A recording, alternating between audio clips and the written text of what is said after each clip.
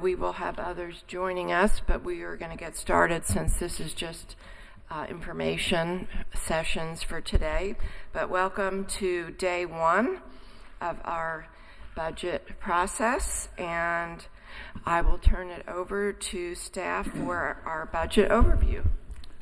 Thank you, Commissioners, Manager Hager. I appreciate the opportunity to talk with you. We're going to throw up a lot of numbers. Feel free to break in and ask questions. Don't get overwhelmed. I think thematically we're going to try to hit on a really interesting question that one of the Board of Education members asked last week, which was, why does it feel so tight? And I'm going to show you in 5-year increments what we've done in the last 5 years compared to the 5 years before that to hopefully answer that question, while also focusing particularly on the revenue situation that sort of guides this year's, the upcoming 26-27 budget.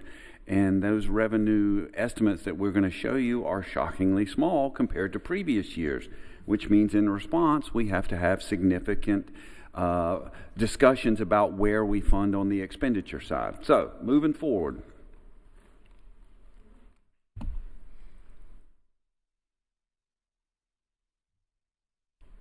Let's see. All right, we got it now. Fantastic. In summary, real quick, and again, I'm focusing on numbers. We started out the year with roughly $50+ million in expenditure needs, wants, requests. That includes $28 million from DPS alone. And look at that, how much annual revenue, new revenue dollars we had. That number is a negative $7.7 million. Compared to previous years where we had 13, 15, 20+ million dollars in new revenue, what we know now is that of the key revenue sources we looked at, we actually had a reduction in revenue. So we're out 57, almost $58 million between what we want and the ability to pay for what we want. And that's a pretty startling area to be in. What are some of the key revenues we looked at this year? Well, there's always growth in property tax revenue without a property tax rate increase. That number is $391,000, which is not much in a $700 million general fund budget. Sales tax growth, $771,000. Normally that number's $5-6 million, has been as high as $10 million. We lost medical hold harmless dollars estimate by $1 million. Investment income increased, and we're decreasing fund balance by $4.5 million because we're concerned about our revenue sources coming into the next fiscal year, and we want to make sure we have some stability, so we're not appropriating our savings account as much as we could because we don't want to get in a stressful financial situation about that. I just want to, for comparison, I'm going to show you just a couple of years ago. It's the same slide, same major numbers. Look at how much additional property tax we had in 23-24 without a property tax rate increase. That's money available for departments to ask for increased inflationary costs, new vehicles, new positions, new funding for DPS. Look at the sales tax increase, $13.9 million. Medical hold harmless was going up $3 million. That's $35 million in new revenue. I want you to look at the same numbers again this year. I'll just go back and forth so you can see the difference. So, in essence, what's happening here is we have very little to no to actually negative revenue growth in 26-27. And I think if you'll look at if you're reading the newspapers, I think the city of Durham had the same basic discussion last night about their proposed budget. They had a reduction, their general fund budget was actually reduced. Wake County and other counties have experienced the same issues. Higher expenditure costs, low to no to actually negative revenue growth.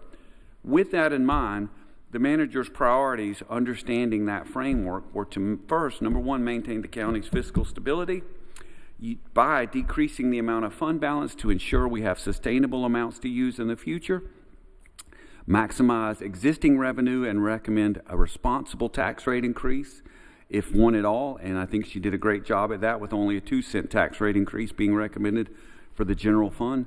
As always, try to provide adequate funding for Durham Public Schools, support existing county employees, and that's key. That may not necessarily mean vacant positions, but focusing on filled positions that have live bodies in it and making sure that we support our employees as best we can. We talked about limiting property tax growth. We want to provide services at least at the current levels we're at, but we also need to focus on some key public safety needs. Over the last 2 years, we've really tried to work with EMS to get them to positions they need to catch up to the population growth the county's experienced. And finally, we always have to provide adequate funding for planned capital projects. Just as a reminder, this is the recommended revenue budget. Just want you to note that 2 revenue sources make up 80% of our revenue. And if you went back a couple of slides, property tax growth was $391,000 and sales tax growth was $770,000, so you're talking $1.12 million. 80% of our revenue only grew $1.1+ million out of a $700 million budget. Where's our expenditure budget goes? 74.4%. Let's round it up to 75%. Goes to personnel costs. People are expensive. And education, which is a priority and a focus for the county. You see other operating costs are 16%. Capital debt support's 8%.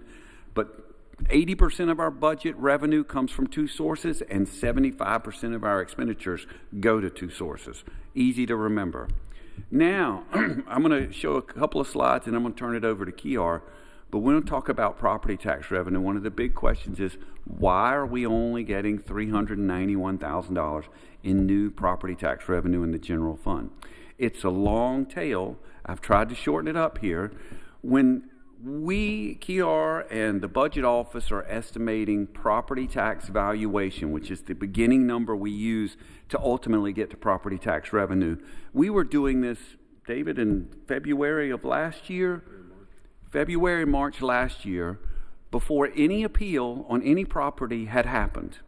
We took into account previous revaluations, we took into account previous years, and we took out a certain amount of money, knowing there's always going to be appeals in a reval year. In fact, we took out the biggest holdback number we had ever done because we were worried about appeals. But what happened? We had even more appeals than we had imagined. So what I want you to focus on is when we based our budget last year, again, it was February, it's 18 months before all these appeals had happened, we estimated there was going to be $85.7 billion in valuation. What happened? After appeals, that number was actually $83 billion in appeals. So we lost $2.3 billion in valuation between what we had budgeted and what we knew after the fact. So when we started making this year's budget, we knew we had a number that we knew. We had the $83.5 billion. So we started with $83.5 billion as what was known for 25-26, and then grew on that number 2.84% to $85.8 billion. So between real valuation to what we have budgeted, we grew about what we grow every year, which is close to 3%. But budget to budget, which is where the new dollars, that $391,000, only grew from $85.7 billion to $85.8 billion. Are y'all following me on that? So we really grew 3% after we had better knowledge of the real world. But budget to budget, we only grew 0.1%, and that's why we're at $391,000. Next year, we should not have that problem. We should grow, hopefully, all things being equal, around 3% in valuation, and we'll get back to a multi-million-dollar property tax growth before a property tax rate increase. All that means is across both funds, the general fund and the capital financing plan fund, our total property tax revenue growth without a tax rate increase was $453,000. $391,000 went to the general fund. We are still collecting at an amazing rate, 99.6%. That's as close to perfection as you can get. Our tax-based valuation grew only $82 million, but that's budget to budget. Remember, our budget last year was a guesstimate, as our budget numbers are guesstimates on everything, but budget to budget only 0.1%. All right, with that, I'm going to turn it over to Kiara, who's going to explain some of the nuance of what happened. Thank you, Kiara.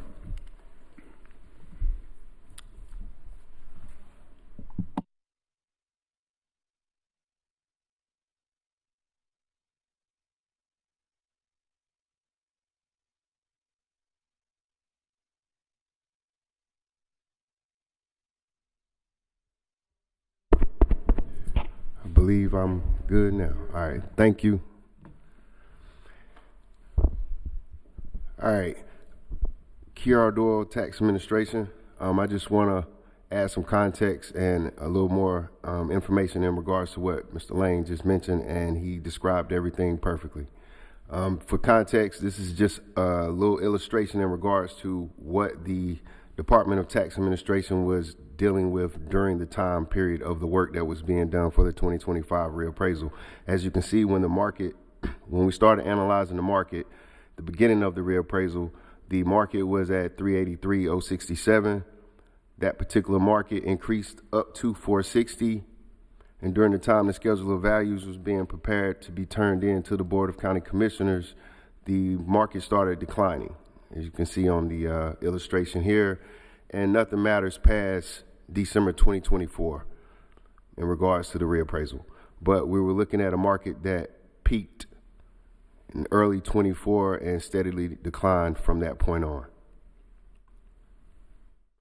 The appeal deadline was set for June 16th, 2025, which is a month after the budget process begins each year, roughly. Require estimates to be made regarding how many appeals will be received. That estimation was 7,500, and what ended up being received was 10,533 appeals. So more than 3,000 appeals were unaccounted for in regards to the budget process. This particular year, 2026, we extended the deadline again. This will be the last year that we do that, unless the board has any input. We would choose to make sure that returns back to the normal early May deadline. Kind of puts us in a better position to be able to make decisions in regards to the county's budget.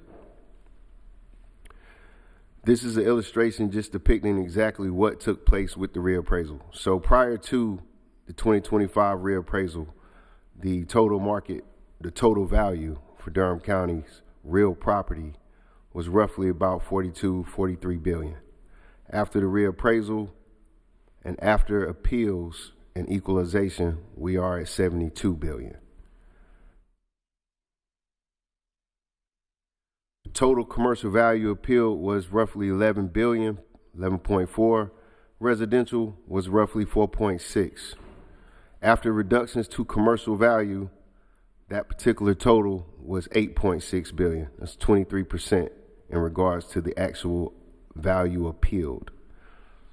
The reductions to residential, that total value remaining was 4.1, roughly 9% of the total value appealed for residential properties. Also, we have to consider the actual losses regarding tax relief. It's another 320 million. Appeals can be gauged based off of how many appeals received.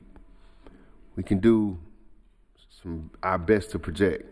There is nothing we can do to monitor tax relief. We get those applications. We have to wait to get those applications, process those applications, and then we will see exactly what those impacts are.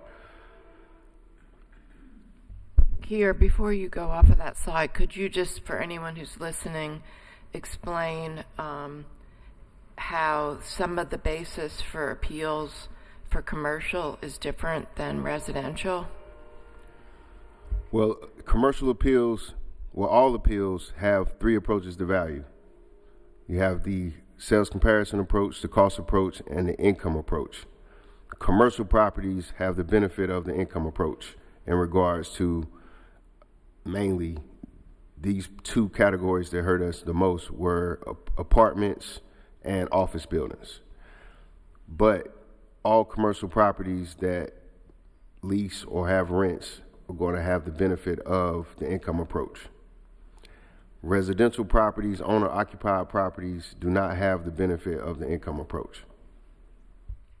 Right, thank you. So in other words, anyone who may have had vacant space could use that as a loss to challenge the value of their property, and that's why we see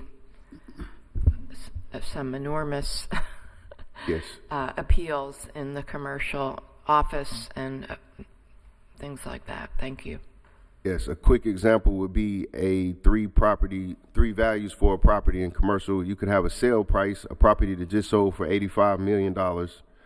They could have a cost approach that may come somewhere between 75 to $85 million. And then they could have an income approach value that's somewhere in the $60 million range. And that's just based on the market conditions. They have a good sales market. That sales market might impact or show some impacts to the cost approach in regards to those benchmarks used for price per square foot, things of that nature. Whereas the income approach could be impacted by something completely separate, like vacancies, like the rents that are being whatever the market's demand is for those particular parts of the commercial income approach.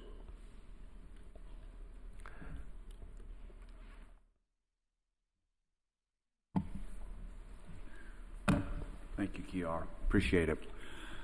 All of that boils down to, as we talked about, and I'm showing on the screen above you, but what I want you to see, this is the history of new revenue, property tax revenue, delta amounts without a property tax rate increase in previous years.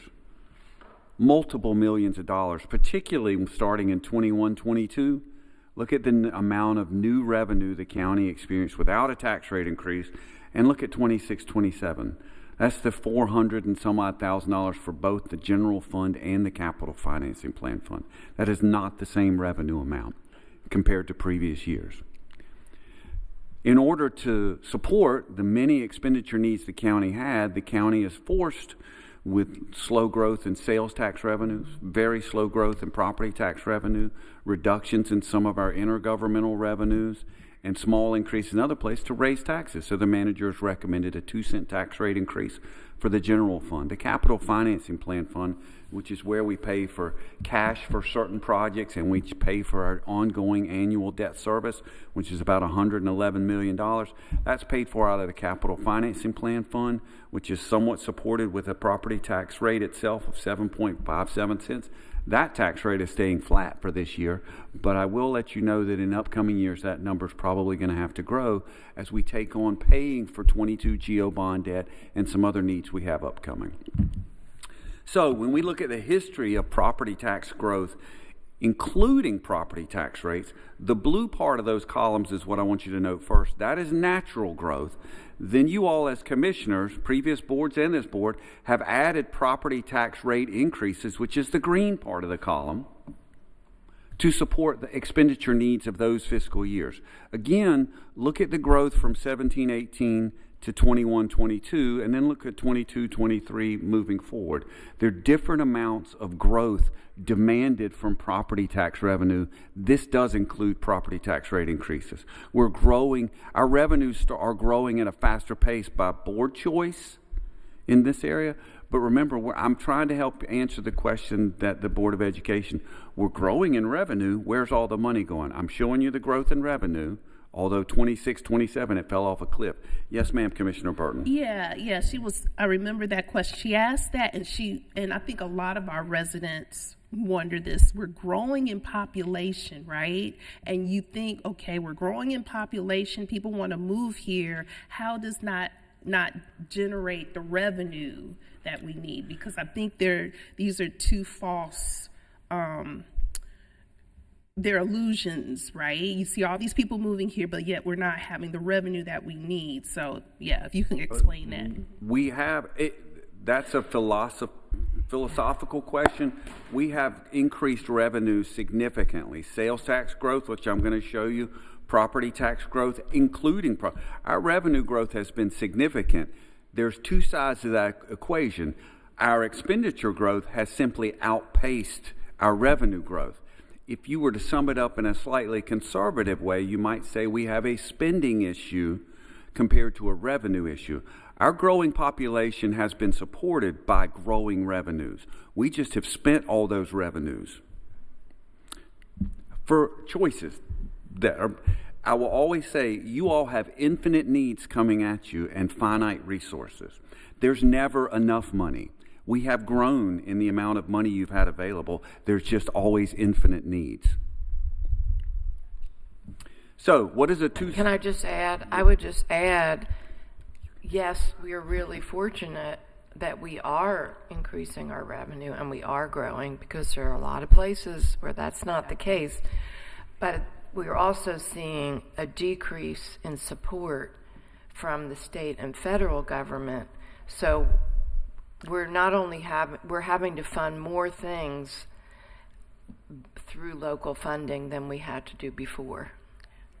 And I would just echo that. Our partners, whether they're federal partners, state partners, there have been changes in philosophy in areas which have resulted in a reduction of dollars that flow through that impact services that we've done in the past. And so it's a tipping point and an opportunity for us to evaluate what we can afford now as well as longer term as these shifts appear to be staying. We had a conversation at one of our meetings, and I talked about maybe 6-7 years ago, our intergovernmental levels were at least 6% higher. And so the county can absorb dollars, but there becomes a point in time that our ability to do that without raising taxes just isn't there. And so that's why you're seeing governments, local governments across the country revisiting, well, what can we afford and what level? Because we know we have to cover our capital needs, whether it's for the courts or the libraries or the schools. We also have those ongoing inflationary operating expenses, utilities, other kinds of things. So it is a balancing act. And to Keith's point, we are growing and we're very strong. I mean, when you look at our base pre-revaluation to where it is now, is 68% higher than what it was. And so that's a very strong economy and a strong base. This adjustment happens when you have reevaluations, reappraisals. There is that slight chance. That's why managers and budget directors, tax administrators, you sort of hold your breath until all of the appeals have occurred. But this particular scenario, we did learn some lessons, but our tax administrator did a great job of making sure we had our best approach throughout the whole cycle, as well as trying to ensure we supported our residents as they went through the appeals process. But to Keith's point, our expense side of the house, and that's why we did some reductions, is something that we're going to have to continue to revisit. What level of service can we afford, and how do we meet those needs as we do grow in population? And going forward, that's just a shared priority between all of the community on how do you address these complex areas. Thank you, Manager Hager. Real quick, what does a 2-cent property tax rate increase mean for a citizen owning a house? This table that's done by David, and by the way, I do want to thank David Ades and sitting beside me here for all the numbers in the slide. He's the numbers guru and couldn't do this without him. That table will show you if you have a $400,000 house, a 2-cent tax rate increase is going to mean an increase of $80. $200,000 house, $40. You can do the math on the rest of these. That 2-cent tax rate increase brings in $17.1 million in new revenue, desperately needed this year, to pay for certain things like almost $11 million new money for DPS. This tax rate increase pays for a new EMS ambulance units, pays for some other things, some lost revenues. So just to give you an idea, we are still near the lowest tax rate we have been, at least as far back as I could track it, to 1993-94. That blue line is the historical tax rate trend for the county. And I told this to some folks at Carolina Arbors because I wanted to smile and say we have one of the lowest tax rates we've ever had in Durham County. The problem with that is that your property valuation is probably the highest it's ever been. But that goes back to Manager Hager's point that we are a growing county. You don't have a revaluation increase of 60+% unless you're popular. But the tax rate in and of itself is wildly lower than it was 30, 40 years ago. This was a table we showed you last year that's a trend of both. I think a commissioner asked, what's the city tax rate and the county tax rate increases? And we can give you this table in clear, but what I want to point out in blue is Durham County has had a tax rate increase 8 out of the last 10 years, while the city of Durham has had a tax rate increase 6 out of the last 10 years. I want to note that in 24-25 and 25-26, the combined tax rate increases were the largest increases percentage-wise in 30-plus years for Durham County residents, well, Durham City residents. That increase includes the tax rate increase for both the city and the county. There was a 8.5-cent tax rate increase in 24-25, almost 9 cents in 25-26, and we're only at 2 cents right now because the county's recommending a 2 cent, and I believe the city just presented their budget last night with no tax rate increase. There are also some other small tax rate increases in our volunteer fire department or fire districts normally. There's New Hope, Eno, Redwood, and the one highlighted in yellow is just came to the board as we created a new district for Mangum for the Mariah Fire Department. And this is to support a couple hundred parcels out in the far north part of the county. And that's a new tax district. So those folks are going to see a 4.7 cent tax rate increase on their property as well to support this fire district. On to our second biggest revenue source, sales tax. We get about $133 million. That's what we're estimating collecting in 26-27. That's a 2.3% increase. It's a total net delta increase of $3 million, but $2.2 million of that $3 million by board priority, that's Article 40 and Article 42 sales tax, are dedicated for capital financing. So that 2-point-some-odd million dollars doesn't go to the general fund. The only amount that goes to the general fund is Article 39 and Article 46, and that's only $771,000. Remember when I told you at the beginning of the presentation, property tax delta increase is $391,000 for the general fund, and sales tax delta increase is $771,000 for the general fund. Not a whole lot of money, but look at it historically. And there's a dividing line between 2021 and 21-22. We were on average, we were getting new money from sales tax, $5 million, $5 million, $3 million prior to 2021. And then after COVID hit and there was a pretty big stimulus of federal money into the system, look at the growth in sales tax for the previous 3 years, 21, 22 through 23, 24. 11 million, 11 million, 21 million. And then in the last 3 years, that number has fallen way back down. No, I was just going to make the comment.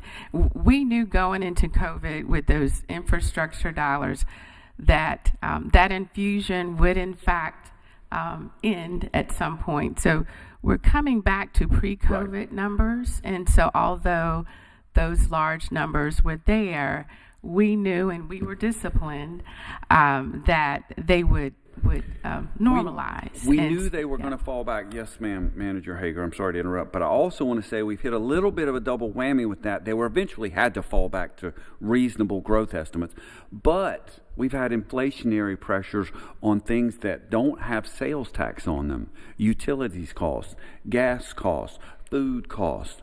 There are a lot of things that people are paying more money for that we don't get to collect sales tax on. So that's part of also the slower growth of the last couple of years. So remember now, I've showed you two graphs historically with slowing growth in our property tax and slowing growth in our sales tax, and that's 80% of our growth in revenues. Some other key revenue sources, this is the budget we're change. The delta number for the budget for 26 for 27, EMS patient fees are hoping to increase and get a plus $2 million there. That's great. We've increased the patient fee. There's a maximum amount we can get from, is it Medicaid, Medicare, David? One of the two. But we're still hoping to get a plus $2 million there. Register of Deeds revenues are trending upward. Great. Investment revenue is trending upwards. That hits both ways. While we're making a little bit more money, we're saving. We have on savings in the bank. We're also paying higher interest rates on loans for our long-term debt instruments. State hold harmless decreases $1 million and lower fund balance appropriation because we need to be fiscally stable and conscious of what the future may bring. We've decreased that by choice by $4.5 million. So all that adds up, and let's look at the historical general fund revenue growth. This is the key slide I wanted to show you. look at the difference. That red line sort of defines previous 5 years and the latest 5 years. And you just see a wildly different set of growth patterns in those 2 5-year increments, except for 26-27. Not only, as the manager noted, did we have to come back to a normal number, we've had a number of issues, changes in federal policy, state and federal policy, with intergovernmental revenue where we've lost money there, slower growth in property tax and sales tax. So we had significant revenue growth. To answer the question, higher growing population, look at from 21-22 to 25-26. $29 million in new money, $37 million, $35 million, $25 million, and $18 million without a tax rate increase. We found creative and neat necessary ways to spend that revenue, plus have some tax rate increase. 26-27 is a different story. These are some of the other revenue, or the total, if you look at the key revenue sources where we've gained money and lost money. Sales tax plus $770,000. We've lost budget to budget $2.8 million in intergovernmental revenue. The SNAP funding from the federal government, the DINE program in public health went away, and a number of other things. Boom, $2.8 million disappears. Fund balance appropriated, we talked about that. That's the number $4.5 million that we're decreasing our use of just to make sure we're fiscally stable and ready for anything else that comes our way. You see a lot of pluses and minuses. We had one-time money from last year, transfer from other funds to help balance the budget last year. We lost that money this year. ABC net profit distribution. If you talk to the head of there, people aren't buying as much alcohol.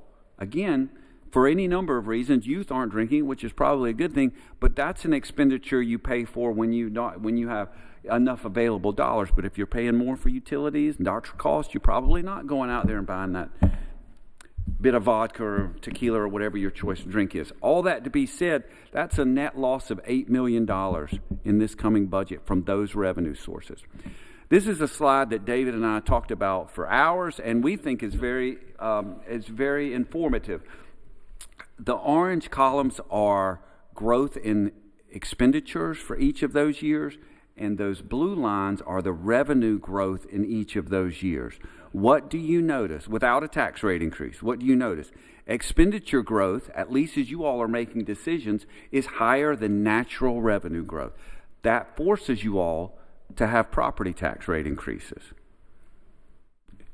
That's why I say we have a spending issue that we have to make decisions on, as well as a revenue issue. We've had significant revenue growth. We have just chosen, as a county, to have higher expenditure growth.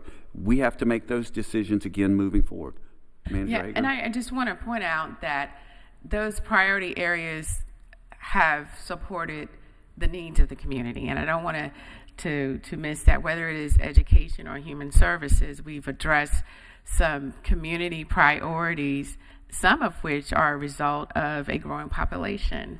And when your partners are shifting their approach with spending and not allowing the dollars to flow like they had historically, it means more pressure on the local dollars. So just wanted to always balance that out.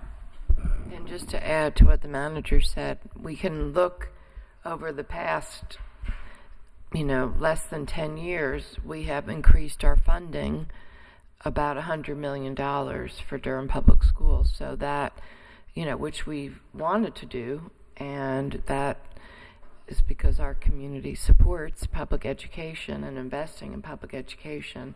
So to the manager's point, that's where the money was going. Exactly. But unfortunately, we don't have the ability to do that anymore, or at least right now.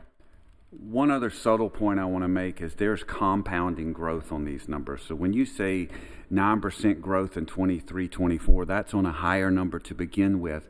Just like I want you to think, if you put money in the bank, going from $1,000 to $2,000, it's 100% growth. That's pretty significant. But it's not the same thing as going from 1 million to 2 million. That's the same 100% growth, but you're talking about two entirely different delta numbers. So as our budget gets bigger, it's harder to keep finding the same amount of 8% revenue growth a year. Does that make sense? Just a quick question. I want to also know how fast percentage-wise has inflation grown over the last 5-6 years? I guess, yeah. We can get that for you from the CPI. Consumer Price Index is kind of the standard for that, and we've looked at that in the past. I think what we're getting at is we're not trying to judge the spending. We're just saying revenue is a slow, creepy crawler. Keith gave an analogy a couple years back of takes a lot to move a giant ship going forward, and revenue is just like that. It's just going to slowly eke up. There's going to be some good years, but there's going to be some years that are not as good.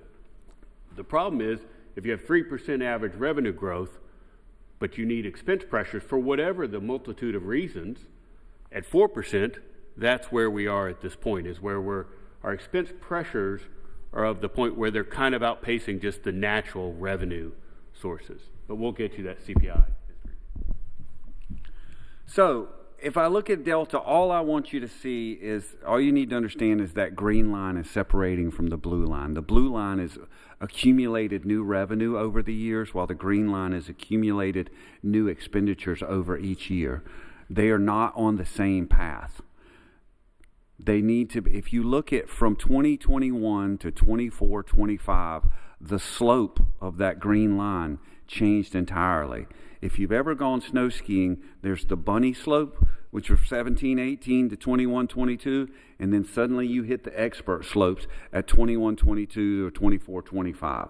That's a little bit more than we could carry without increasing property taxes every year. We need to kind of get that slope down, or accept the fact that we're going to ask from citizens for tax rate increases every year to support the many needs that they may demand. That's all I wanted to show you on that slide. All right, now we're switching to the expenditure side of the equation. That same red line splits previous 5 years and the latest 5 years.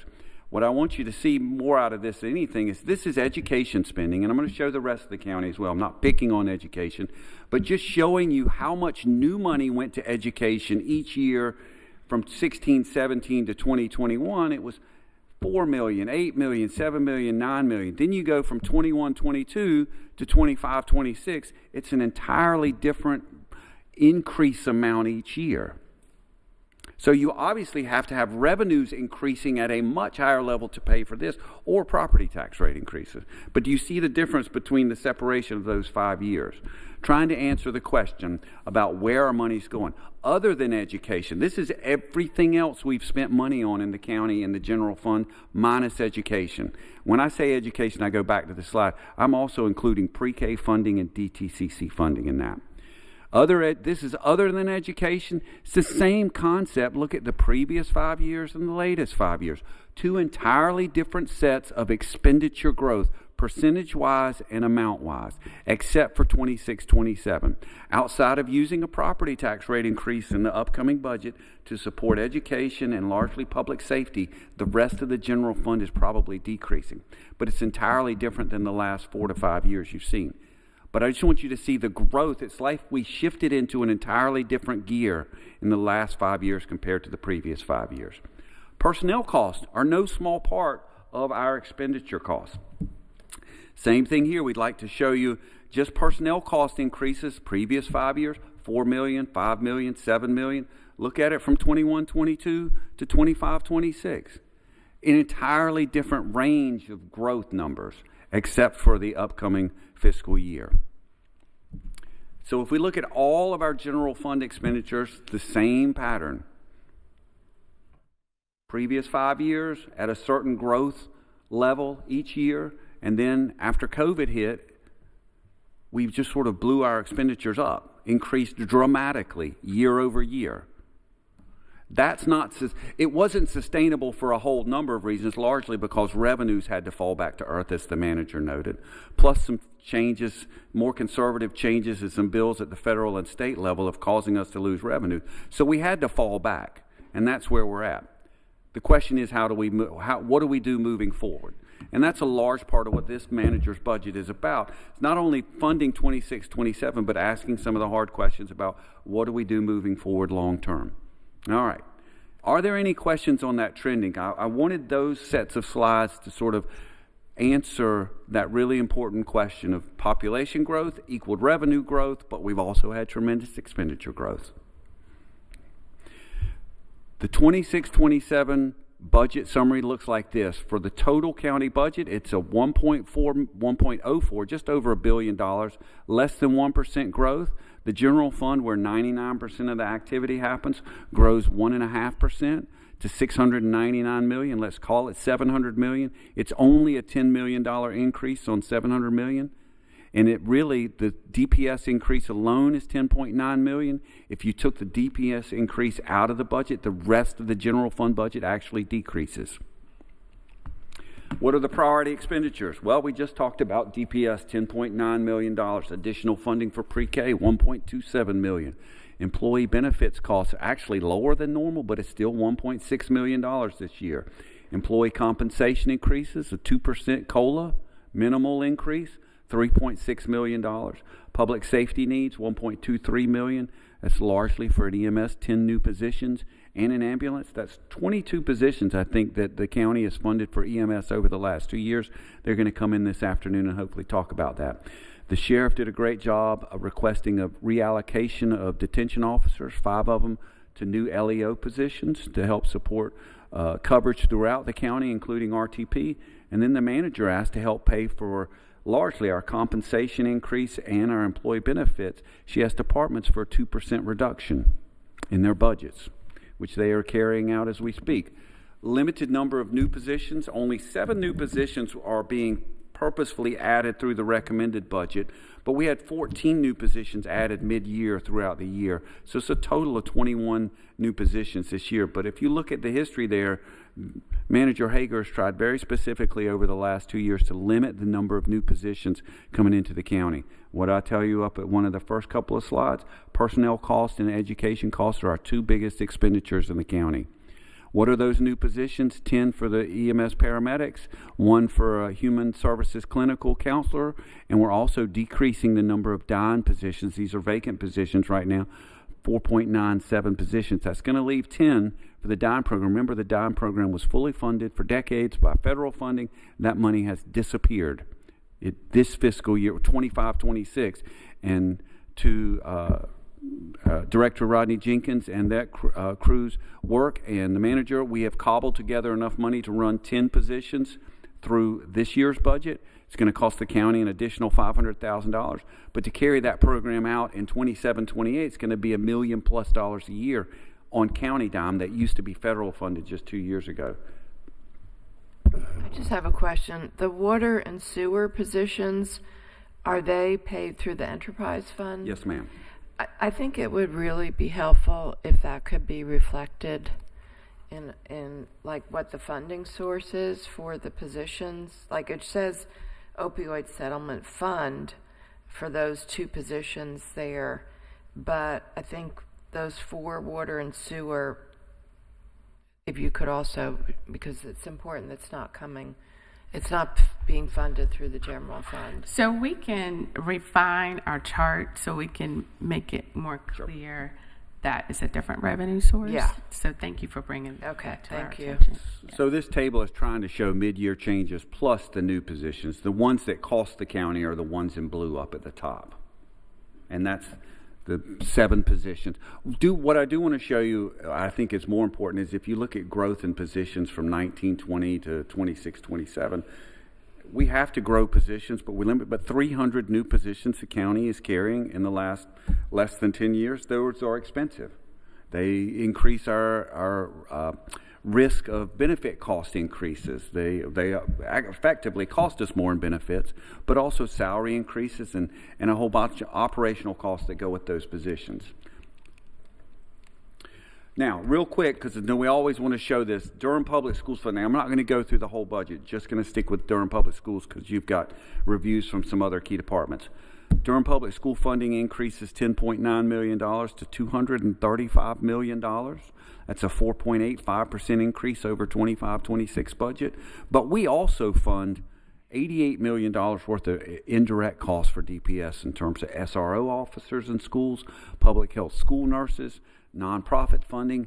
We have DPS fund-related debt service of $70 million estimated for 26-27, project build support, and pre-K support of $10 million. All of that helps prepare children to go to Durham Public Schools or keep them safe and healthy in Durham Public Schools. Go back. I have one more question. The information that you sent us about benchmarking locally funded positions, did that include the SROs and public health nurses?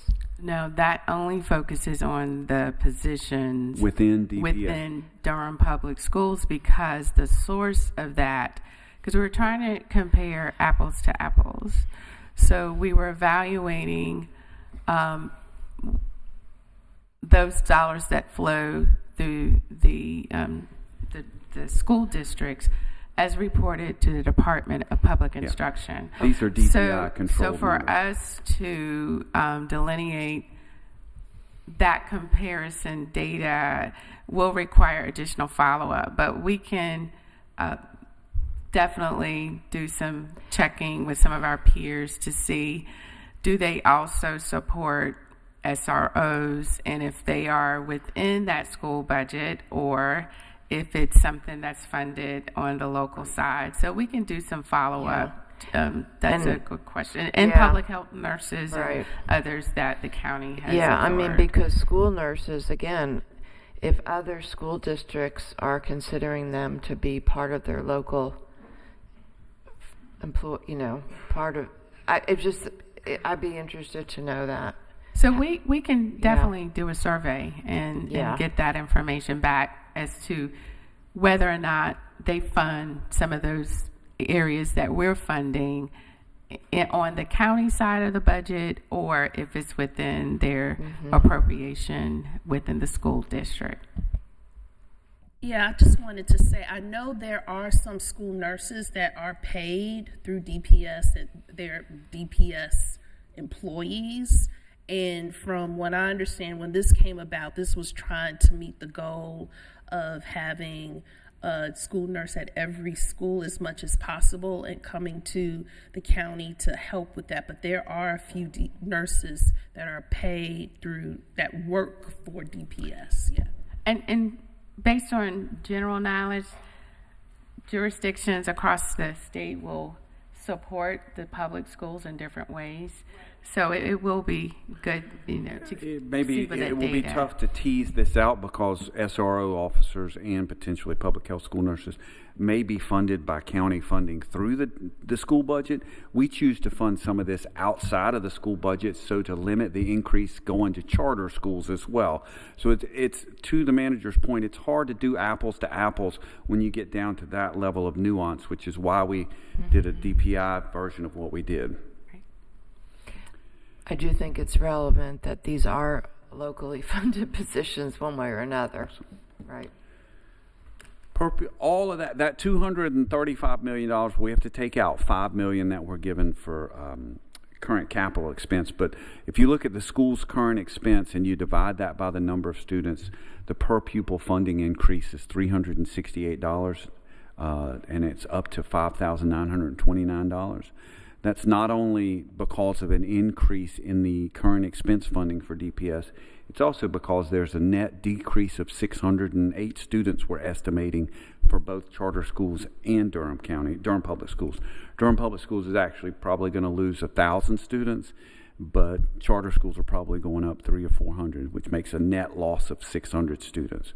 So with a decrease in students plus an increase in funding, you get a significant increase in per pupil funding, which keeps us top 3 county districts and probably top 5 of all school districts in the state. This is historical funding for Durham Public Schools. It is significant. Again, if I were to have a red line somewhere between 21-22 and 22-23, the amount of funding for DPS has increased significantly since then. We're doing the best we can. But as their budget gets larger, their demand for sort of just ongoing funding will increase for the county as well. Again, this is compounding numbers. Point out $101 million since I think 2017-18 to 26-27, $101 million, $67 million in the last 5 years in additional funding for DPS. I'm almost at the end here. I'm going to try to confuse you, but I want you to see how money flows between the funds in Durham County. General fund is where 95% of the activity happens in the county. But we have money that moves by board policy from the general fund to the capital financing plan fund. We pay for our benefits plan fund with charges to the general fund that moves money to the benefits plan fund to pay for our health insurance and vision insurance. We have money from the capital finance plan fund that moves to the public art fund, $300,000 a year. It just gives you a flow of how money moves around in the county, because I'm going to show you in particular what our capital financing policy is. Are there any questions on this? Can you even understand this at all? Okay, great. How much debt do we have in 26-27? We have an estimated $111 million in debt service we have to pay. If you take your mortgage payment on a house you're paying on and you multiply it by 12, that's your estimated annual debt service you're paying on your house. The county metaphorically has a number of houses it's paying on. It's paying on buildings and DPS buildings. It's paying for the building across the street renovations. We're still paying on the courthouse because we pay 20 and 30-year bonds on things that have been built and or have been here for 15 years. So we have to find $111 million to pay off our debt payment for 26 and 27. Where are we going to pay that? We do it through a policy that you all have set, or commissioners set way back in the late 80s, I believe, and we have followed that policy consistently for 30 or 40 years.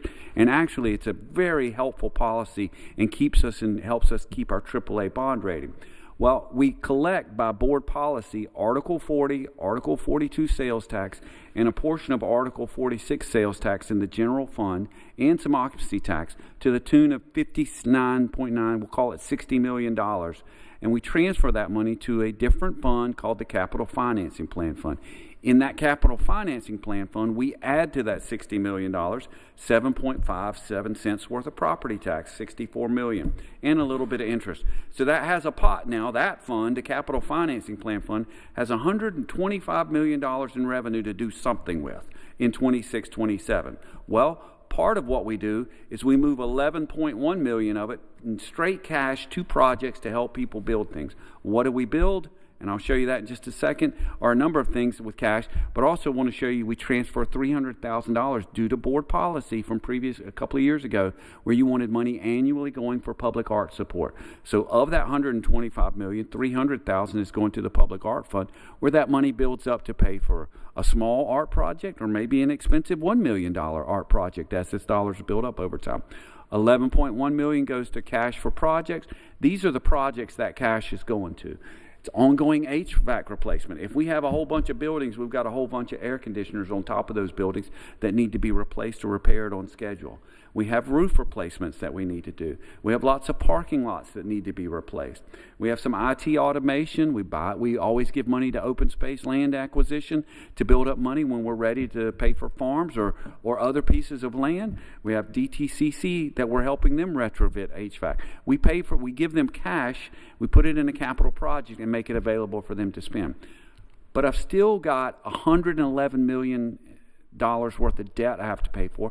So I take $109 million, that $125 million, transfer it to the debt service fund, sprinkle a few other revenue sources there, and then I pay for DPS related debt, which is $70.3 million, DTCC related debt, which is $13.3 million. This is on top of the annual expenditure you give them for operating. This is paying on debt service for DTCC to renovate their buildings or build a new life sciences building. Same thing for the Museum of Life and Sciences. A lot of those exhibits our county children go out and enjoy every day are directly related to the funding that we have given the museum and that we're still paying on those exhibits. So, and then there's county related debt. Are there any questions on how this money flows? Fantastic. I was that clear. All right, I'm at the end. So the budget timeline. We are in the middle of the 19th meeting. We're almost all the way through that with this meeting. The rest of them will be a lot quicker than mine, Manager Hager, I hope. Then we have a meeting on Thursday, 1 to 5. Public hearing on the 26th. Meetings on the 28th, June 2nd, and June 4th. And hopefully we will approve the budget on June the 8th. Did I see a question from Commissioner Jacobs? No, I thought it was okay. And that's the end of the presentation. Any questions about the budget? Commissioners, any further questions? No. Manager Hager. All right. Thank you so much, Keith and David, Kiar, and budget staff and tax staff and others as we've tried to present a budget that we feel will address the needs of our community, although we know there are areas that we couldn't quite reach the level that we desired. As Keith shared, there were over $50 million worth of requests. And so we hope as we go through the next fiscal year, those priority areas that we know need additional resources through realignments, we may be able to address the ones at least on the county side of the budget. We will next have conversations about our organizational effectiveness and a robust approach with performance management. And I will have John Kiefer, the Director of Organizational Effectiveness, to introduce his team who have worked really hard. They work really hard all the time, but they've had an additional goal of helping departments tell their story more effectively. And in communication, you did receive a link to the measures, and if you looked at our budget document last year, you will note a tremendous enhancement in how we're telling our story. So I will stop talking so John can give an overview. Thank you, John. No, thank you, Manager Hager. Good morning, Commissioners.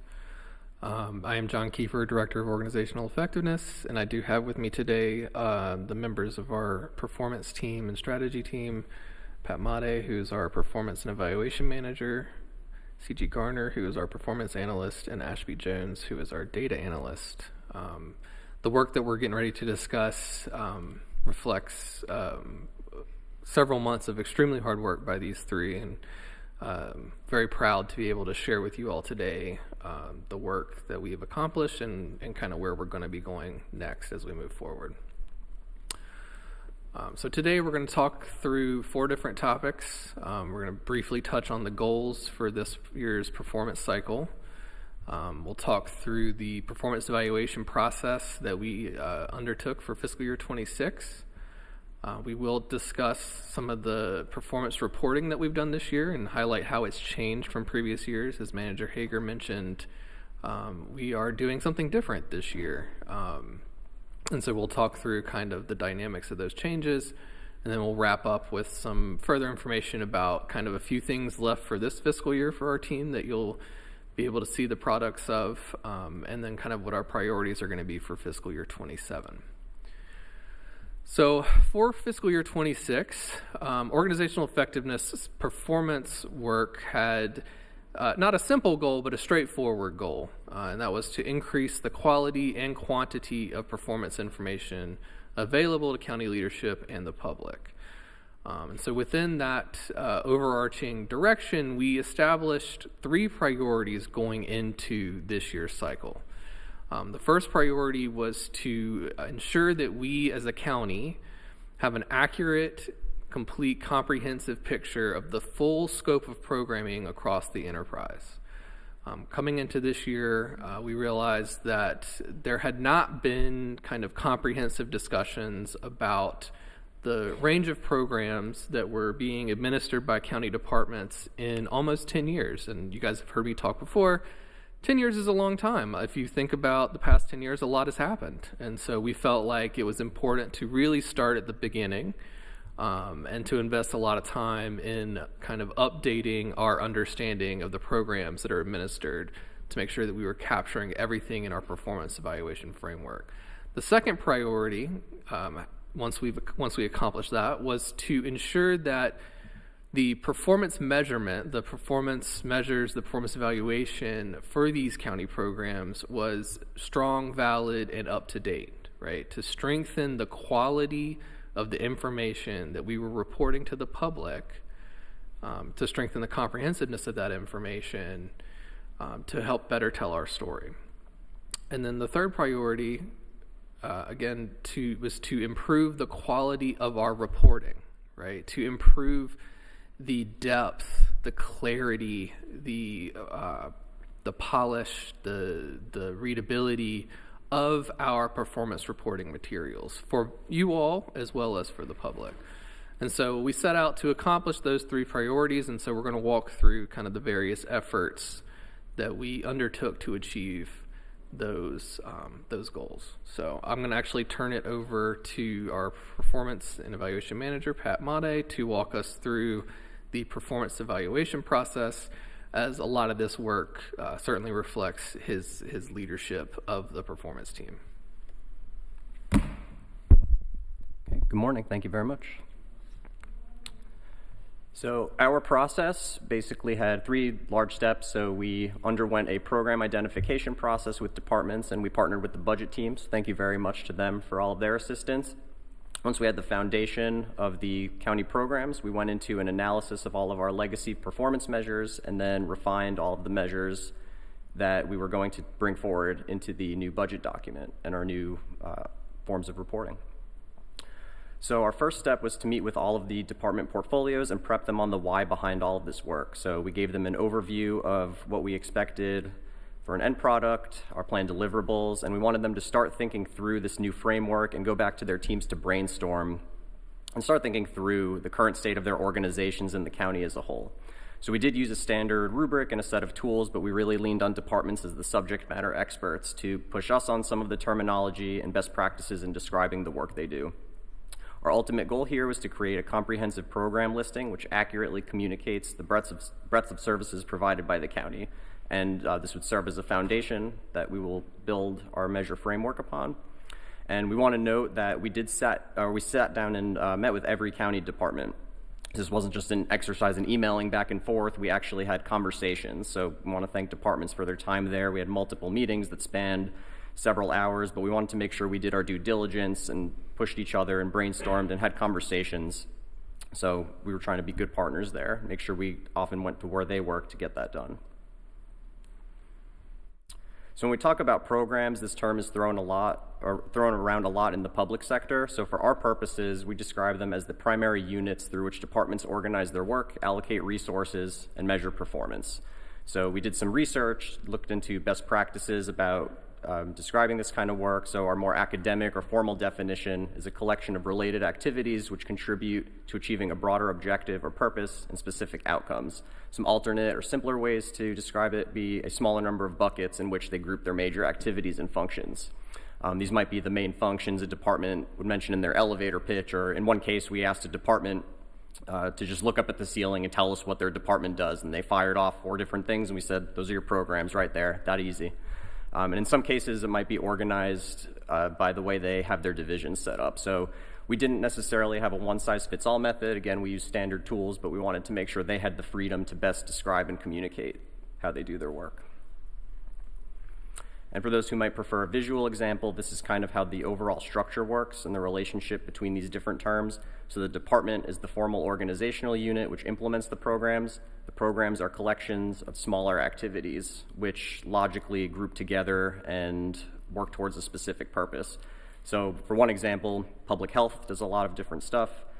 In their environmental health area, they do health inspections, soil sampling, lead testing, pool testing. So those are all things that we would consider activities, and they roll up into an environmental health program. So we wanted to make sure we didn't have a large number of programs for departments. We aimed up for an average of 5. Most of them ended up having maybe 3 or 4. I think the largest department was public health with 7. And on this slide, you'll see a sample program listing for 3 different departments just to illustrate how each department had a bit of freedom to organize their programs. So the Office of Emergency Services went with 4 programs based on their org chart, and it directly aligns to the divisions that they have. So they have EMS, Emergency Management, Business Operations, and the Fire Marshal. Tax Administration is an example where they took some of their major functions, such as tax-based assessment, revenue collection, and resident support, and went with those. Public Health had a larger variety of activities and programs, and we went back and forth in some cases. We had a standard tool where departments were wondering whether something should be an activity or program, went through a set of 11 questions, and depending on how they scored, we would maybe push them one way or the other. But this is just to illustrate that every department was a little bit different, but we were very consistent in how we went about this work. And just to give you the results, so we did this work between January and March, so we facilitated meetings with 30 or so county departments. This resulted in the identification and assessment of around 118 county programs. And the reason we say that's approximate is because this work is going to be continuous, so each year we're going to come back and make sure this is the right number of programs and that they accurately reflect what the county is doing at any given time. Again, this created the foundation upon which we're building out our performance management framework and working to effectively tell the story of Durham County and its services. And then now that we had that foundation, we moved into our performance measurement process. So our first task was reviewing hundreds of legacy performance measures. So we had nearly 700 spanning back to about 2016, 2017. So many of these were carried forward, but many of these were maybe internal measures or something a department came up with even before COVID that we didn't necessarily think was valuable for the community. So we do have everything documented, but we wanted to make sure that what we were spending time on measuring reflects our needs for today. After refreshing the list of measures, we worked with departments to select and refine measures which best tell the story of their services, were feasible to collect in the short term and report on in the budget document. And we knew from the outset we would likely identify some ideas for strong measures that we didn't have the data for yet, might require additional planning to collect, so we're going to continue partnering with departments on those efforts going forward. In these conversations, we had some pretty simple prompts for departments, but they did get them to think pretty critically. So for every given program, we asked about their typical results, the outcomes which define success in those programs, and whether they have measures communicating that success. We also talked about current or future measures which communicate outcomes and their overall story to the community. And very importantly, as we mentioned earlier, where do gaps exist in their current reporting and what support will they need to collect the information? So whether it's resources or reprioritization, we want to make sure that we're working with departments to help them communicate this, make sure that the measures are strong as well. And on that note, we came up with some criteria based on some research and best practices, but our goal is to get as many measures in the county to have these different aspects. So they show a direct link to the program's purpose and outcomes, have a valid and reliable data source, and it's feasible to collect that information. They have multiple years of data.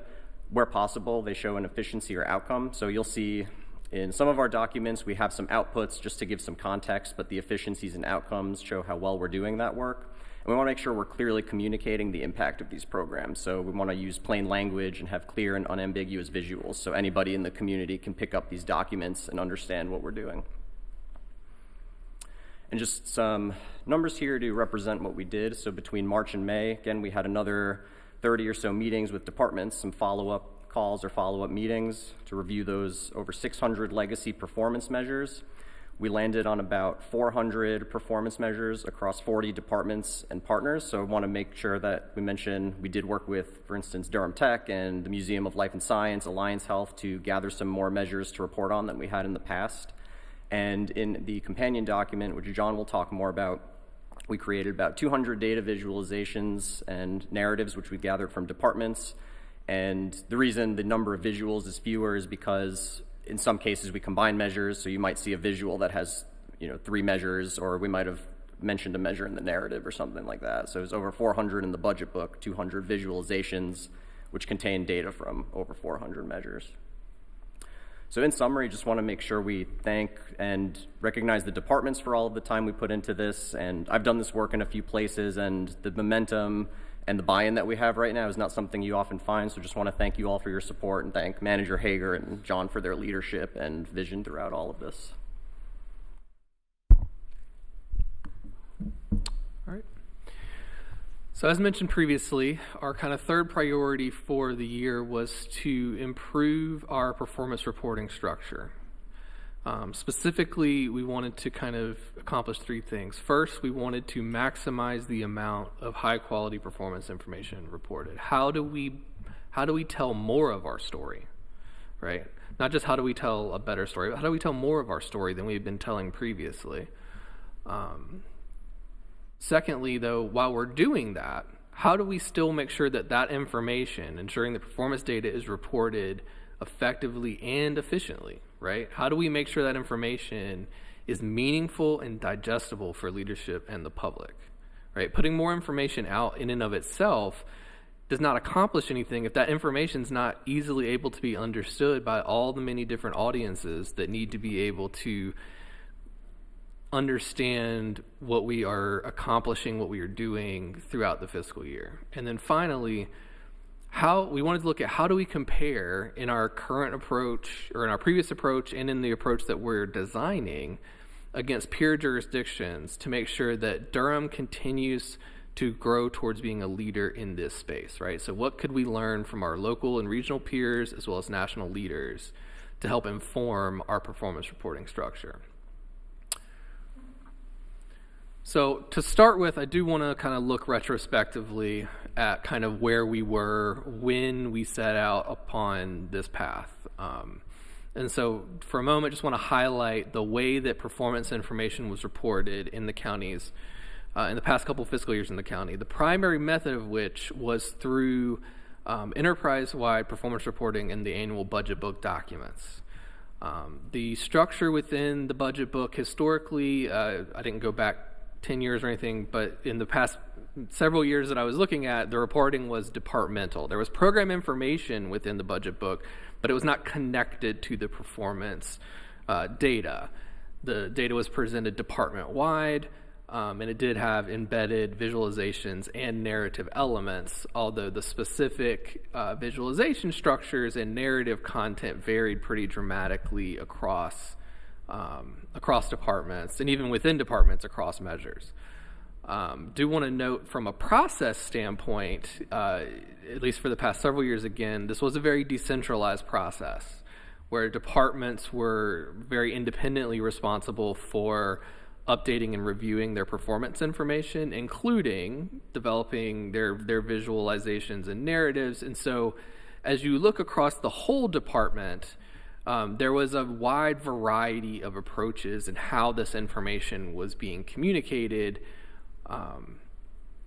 again, kind of across departments, but also within departments. And so those were, when we're looking at that, I don't want to present it as a negative. This approach has trade-offs. There were several strengths to this strategy as well as weaknesses. In terms of the strengths, there was the opportunity to share contextual information for each measure. You were able to, through the visualizations, you could provide in the narrative, right? You could explain what is going on, not just the numbers, right? It made that easier to digest for people. The visual structure that we were utilizing created opportunities to highlight trends. We were showing multi-year data, so you could very easily see across fiscal years what was happening within each different measure. And then kind of the uniformity of process, while decentralized, made it very efficient and predictable for departments. They knew what to expect and were able to plan going into the year how they were going to try to approach that particular process. On the flip side, though, again, the strategy that we were adopting, we were limiting it to two to four measures, ideally per department, which limits the total range of performance information reported. There were significant gaps in our story within the performance data that we were presenting. We weren't covering every program. We weren't covering every aspect of the programs that were being reported, right? And so we were not able to fully inform leadership, the public, as to the various results that were being achieved through the departmental programs. There was a lack of consistency across measures and departments. There were different standards that were being followed in different places, resulting in different approaches to the communicating information and different types and quality of narrative, which kind of over time would undermine the effectiveness of our communications around performance. And then again, that decentralized development process contributed to that kind of differentiation of standard across departments. And so you ended up with a document that looked like it was developed by 50, 60 different people, because it was developed by 50 or 60 different people, each kind of taking the approach that they felt like best represented their department and their program. So one of the manager's priorities, as soon as OE was formed, one of her priorities was she wanted us to really improve the quality and the quantity of the performance measures reported within the budget book. And so this year we took a different approach, as Pat has described. We had an OE-led process to identify the measures for inclusion in the budget book, and we supported and facilitated the collection of updated data. Performance data was organized by program rather than by department, with the goal of at least one measure per program. And I'm very happy to say that across 98% of our departments and programs, we were able to accomplish that goal, even where we had new departments, new programs, and new measures. And so, I think when we look at it, there is a significantly larger number or larger amount of performance information being provided this year as we had in previous years. And we did switch to a tabular presentation, right, which both increased the amount of our permitted measures, but also, as we're going to discuss, included some trade-offs as well. So again, this approach reflected what we felt like was the best way to accomplish our goals within the budget book structure, but there were still some trade-offs, right? So again, as a strengths, we increased the number of measures, but we did so in a way that did not necessarily increase the size of the budget book document. We added several hundred measures, but we did not add several hundred pages. In fact, in some places, shifting to the tabular structure allowed us to make the budget book more efficient than it had been in the past, a little more streamlined and digestible. Again, one of the key things that we were able to do was to improve our coverage of departments and programs.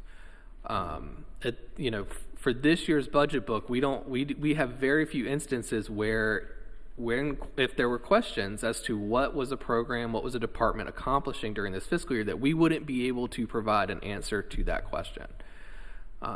And then just again, the overall consistency in standards and presentation through centralized processes. Measures of the same type are being treated the same way. The data is being structured consistently across departments, across programs, and being presented in a uniform way throughout the document.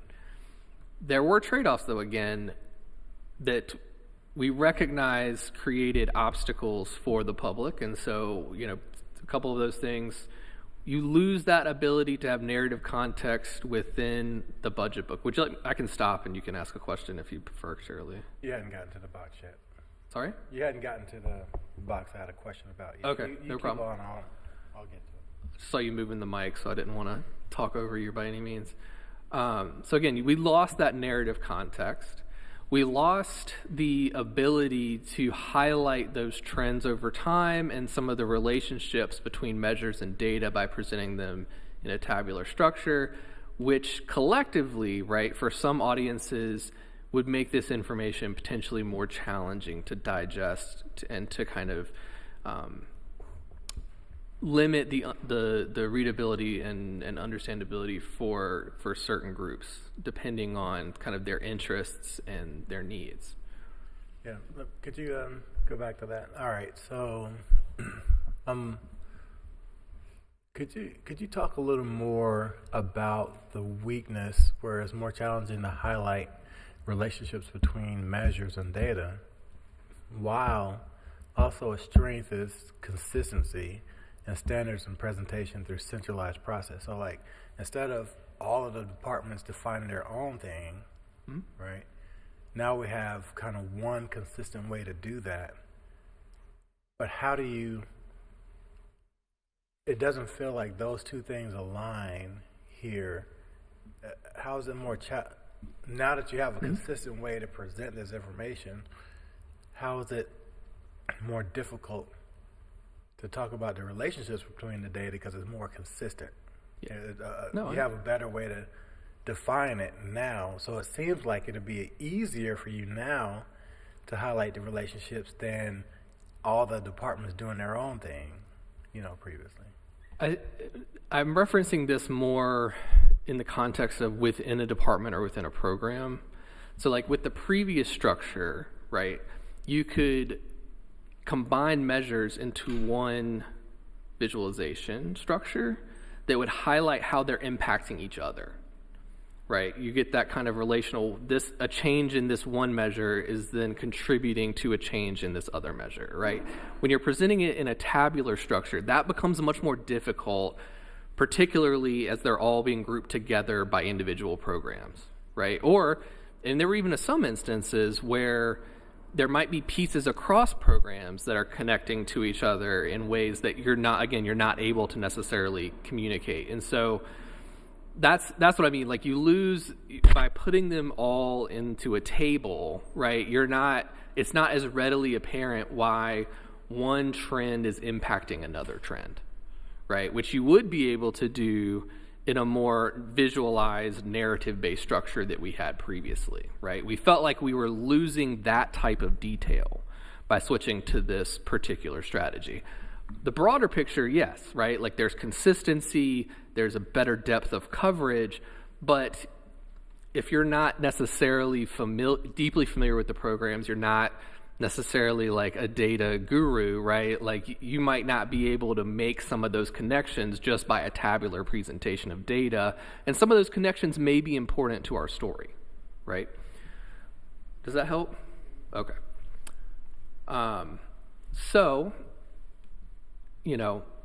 our response to those challenges, which is really relatively simplistic and straightforward, was just to create a companion, a supplement that would allow us to address those shortcomings in the new budget book structure. It's not simplistic from a work standpoint, but conceptually, right? It's fairly straightforward. So we created a companion performance document to address those weaknesses, right? And so through this document, we are able to present the data visualizations and provide narrative content for the program measures included in the budget book. Specifically, we are, for each measure, again, as Pat noted, sometimes we're combining measures, but for each representation, we had asked departments to provide 3 separate narrative explanations, again, for all measures. So we're getting that consistency across measures, across programs, across departments. We ask them to provide content to explain the measure, to help folks understand the measure. Why does this matter?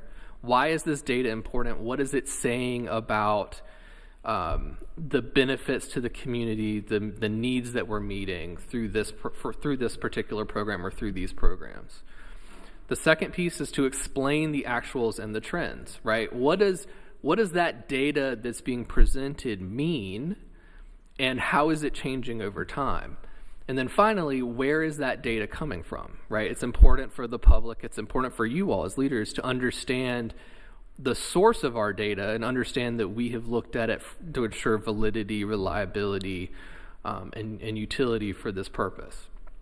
And so, through this approach, we were able to kind of fill those weaknesses in the new budget book approach, but without blowing up the budget document and really making that document unwieldy and unmanageable for the other purposes that we're trying to accomplish through that process. And so, but I do want to note one thing before moving on. As you read through that document, we did have quite a few measures this year for new departments or for new programs, or even new measures within established programs where the departments really wanted to show these outcomes or kind of where they were moving towards in terms of evaluating results.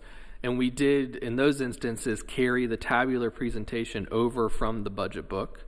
But we did still provide narrative content for those measures as possible, right? So we did not want to do visualizations where that would have been inappropriate from a best practice standpoint, but we still wanted to provide narratives for those measures as well.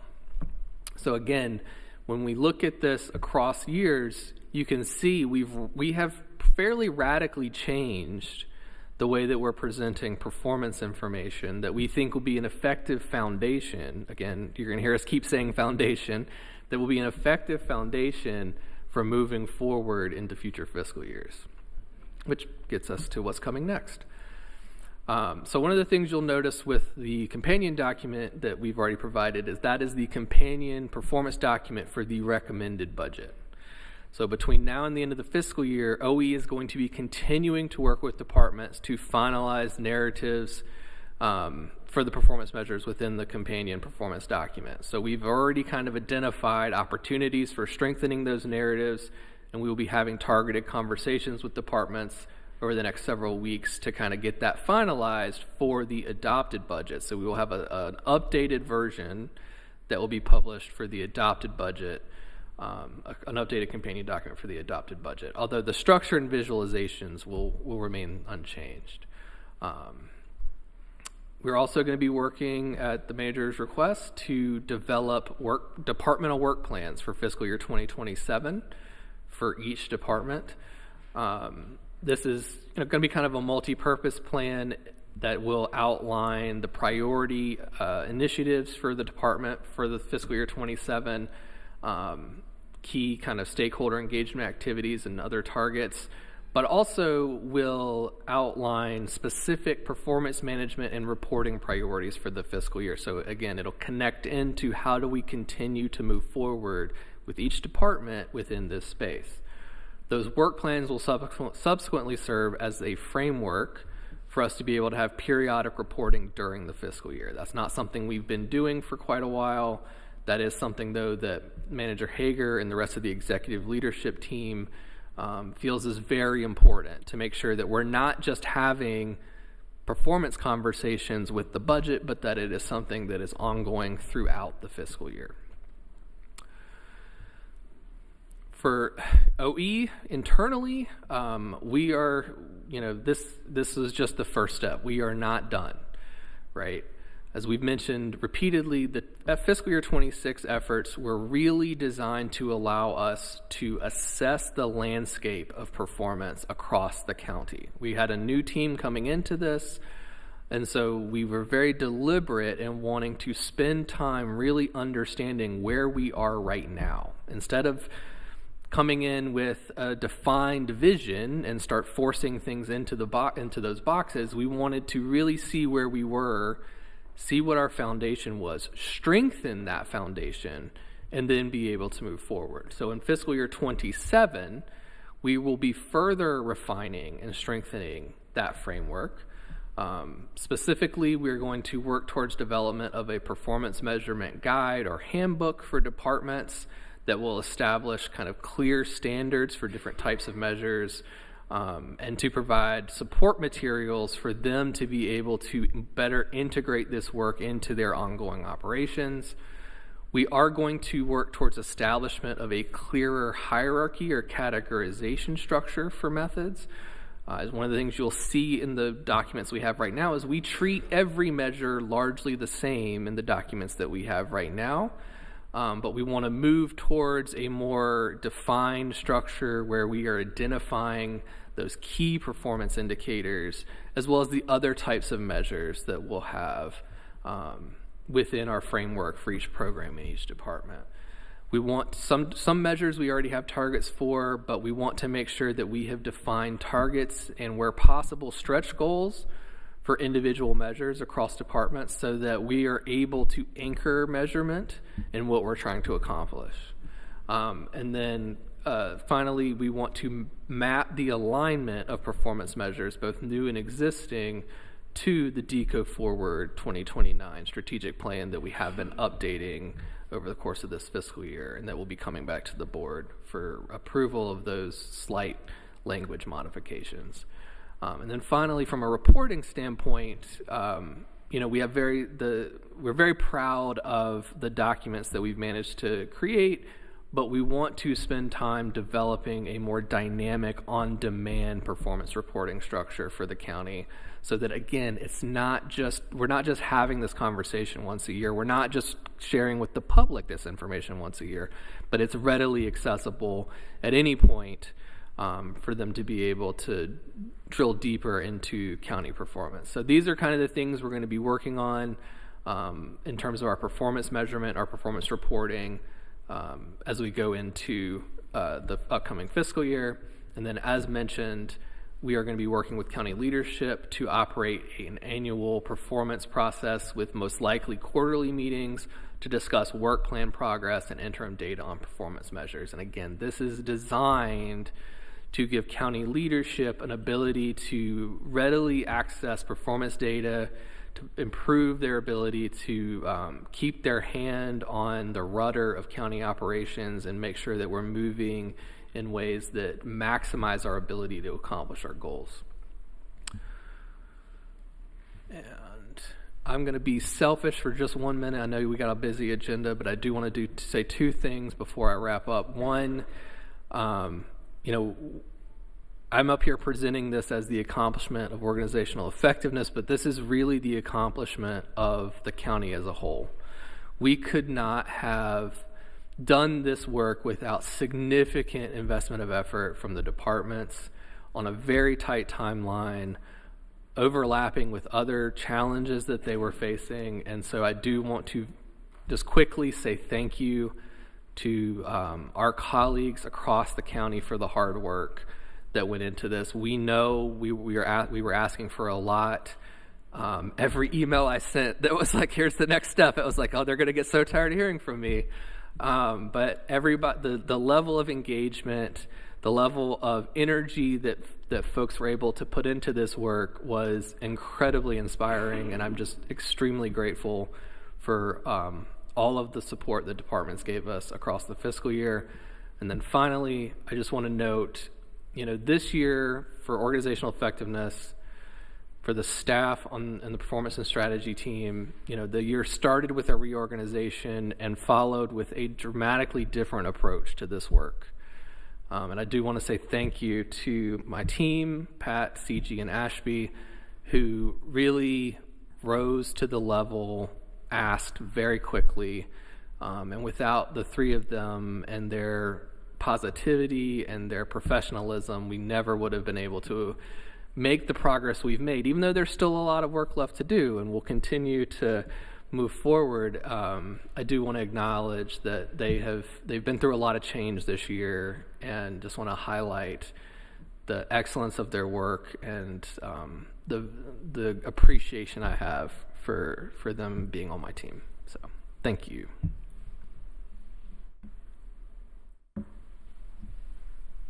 All right, thank you. Any comments? Oh, Commissioner Burton. Yes, thank you so much for your presentation. I just want to say I don't really have any questions. When I was reading the budget notebook this weekend, and I felt, for me, it was just the charts and everything, it was so much clearer to get the information in such a concise manner. My first budget, I really couldn't understand it that well, but this time, just looking through the data, and it was just very clear, it was very understandable, and really clearly seeing, okay, we are responsible for 32 departments. Like, that number was clear, right? I just loved how it was in the table of contents. And for us as county commissioners, when we go out to the community and we have to communicate, okay, what is county government doing, particularly because so many of our residents don't fully understand the difference between the city and the county. It really was I just loved reading it, because it made me understand fully what Durham County government does, and it helps us do our job a lot easier. So thank you for this. Thank you, County Manager Hager, for having this, because it was just really easy for me to comprehend. So I just want to give you all a big shout out. Thank you so much for your hard work. Commissioner Jacobs. Thank you. Thank you all so much. This is transformational. It really is. And this is amazing work. I see this as something where I love the way you all have been working internally with departments, hand in hand. And at the same time, it's internal, but it's also external, because I really look forward to how we can make sure that the public has access to not only the budget book, but also the companion document. I looked at that last night. I skimmed through 283 pages of the companion document, and they're both really important. You know, for people who want to see the bar charts and the line graphs and really understand the narrative, having both, and it's amazing that you guys have produced both documents in partnership with all the departments while the manager is asking people to make budget cuts at the same time is really, really amazing. So one of my questions is, how will this all be shared with the public, and including the companion document? Like, what do you all envision? Like, it may not, like, over time. What are some of the ways that you think about that? You know, I will start, and I know, John, you have more succinct ideas on it. Our goal is to, in some of my updates to the community, to point to our resources or departments and share those highlights. I will say, from a storytelling perspective, when I do my weekly updates, it's a little easier now to highlight a department and share where they are, because all the data is in one place, and it begins a story of, you know, what we desire to do and how we're being impactful in those various places. So I see it integrating in a lot of different ways, also with more interactive types of dashboards in the future as well. This work what was quite involved. Budget played a role as well as we tried to revision and reshape what we were doing. Our departments have gone through a lot these last 12 months, considering we're asking them to also look at making some adjustments in their budgets. And it was a review of what's required and what's mandated. And that was a very tough exercise. If Keith, David, Heather, and the rest of the team could talk through that, you know, everybody feels like they're mandated. And so getting to the truth of, well, what does the general statute say versus what you feel in your heart, it can be quite a conversation. And that was a beginning part of that foundation as we looked at base budget review, which made it easier when we started to talk about, well, tell us your story and what should we tell the community about our outcomes and our outputs and how we compare to other peers, because that's something personally that has always been important. I can benchmark against myself, but who does it best, and how do we keep reaching for a different level of excellence? And so I just want to thank the departments for their work, because they were the ones in the trenches, and budget played a role, but the driver for this component is the organizational effectiveness team, and thank you again for your work. I guess it was probably about a month or so ago as we saw the tea leaves and how the climate has shifted, and I'm like, hey, we have to tell our story even more effectively and more often. And John said, well, you know, we can do this companion document, which was planned for later this year. We weren't going to do it until the end of the calendar year. He said, but he said, Claudia, we're going to make this work.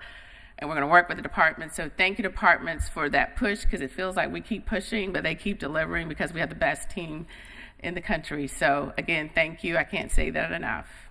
Thank you. And I would like to request, I know we normally put a copy of the budget book at all the libraries, a hard copy. If we could actually, I know it's a lot of paper, but I think it's important to have also a hard copy of the companion. Yes, we can do that. Okay, at all of our libraries for people to, okay. So I just have a few things. One is, when I read the companion, because I haven't finished reading the budget book, but I did go through the companion document, there, as you know, I mean, I know it's a work in progress, but there is quite a range in terms of the measurements that are being reported. There's obviously certain departments that have been capturing their data for a very long time. I mean, I'll shout out to like Justice Services, for example. And so they have very clear performance measures and outcomes, and or something like DSS, where we have state and federal standards. So I'm wondering, and I know this is something that our chair talks about a lot, some of the measures, when I looked at them, I thought to myself, well, what's the real target here? It wasn't always clear to me, like, what is the target? What are we aiming for? Whether it's our own goal or whether it's a state or a federal standard or a national standard. So I think making sure that we have some type of target is going to be important for contextualizing, like, well, how do I know this is a good outcome? So that was one reaction I had. The other was, how do we use this information for policy making and decision making? And I'll give you an example. I was shocked when I saw Soil and Water, their reporting, and they had really good measurements for volunteer agricultural districts. Don't remember the exact number, but like 3 years ago, it showed that we had something like, I'm just making this up, like 900, between 600 and 900 acres of land, I think it was around 900, that were in volunteer agricultural districts in Durham County. And then last year, it was like 200. That's a shocking difference, okay? In just a few years, to see the decline in land in voluntary agricultural districts. And so that makes me think, oh my gosh, this is a really alarming trend. And it also ties back into things like, I'm giving you an example, I've been personally fighting for Durham County departments to be included in assessments for rezonings. And rezonings that are going to impact the urban growth boundary and deplete agricultural land. And I don't know what happened with the Cheek Road rezoning last night, but there were something like 27 something volunteer agricultural districts, VADs, surrounding close to the Cheek Road rezoning. So that's like where that data point actually comes into play as something relevant for a rezoning. So you see what I'm saying? Like, I feel like, I hope we can get to the point where the information that everyone is collecting can somehow filter back and be used by us for making policy decision making, or red flags, or so that's one of my questions, is how do we get to the point where it can really be a tool also for policy making and decision making? So I just wanted to raise that.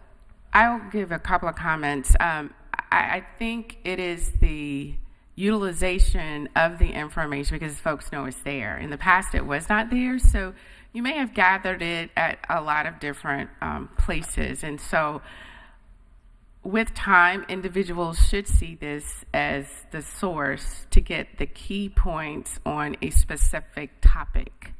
And I know I do that for certain things. If I want policy documents, let's say on community colleges or universities, I go to iPads because I can compare the institutional peer data and I get it, and it's always consistent.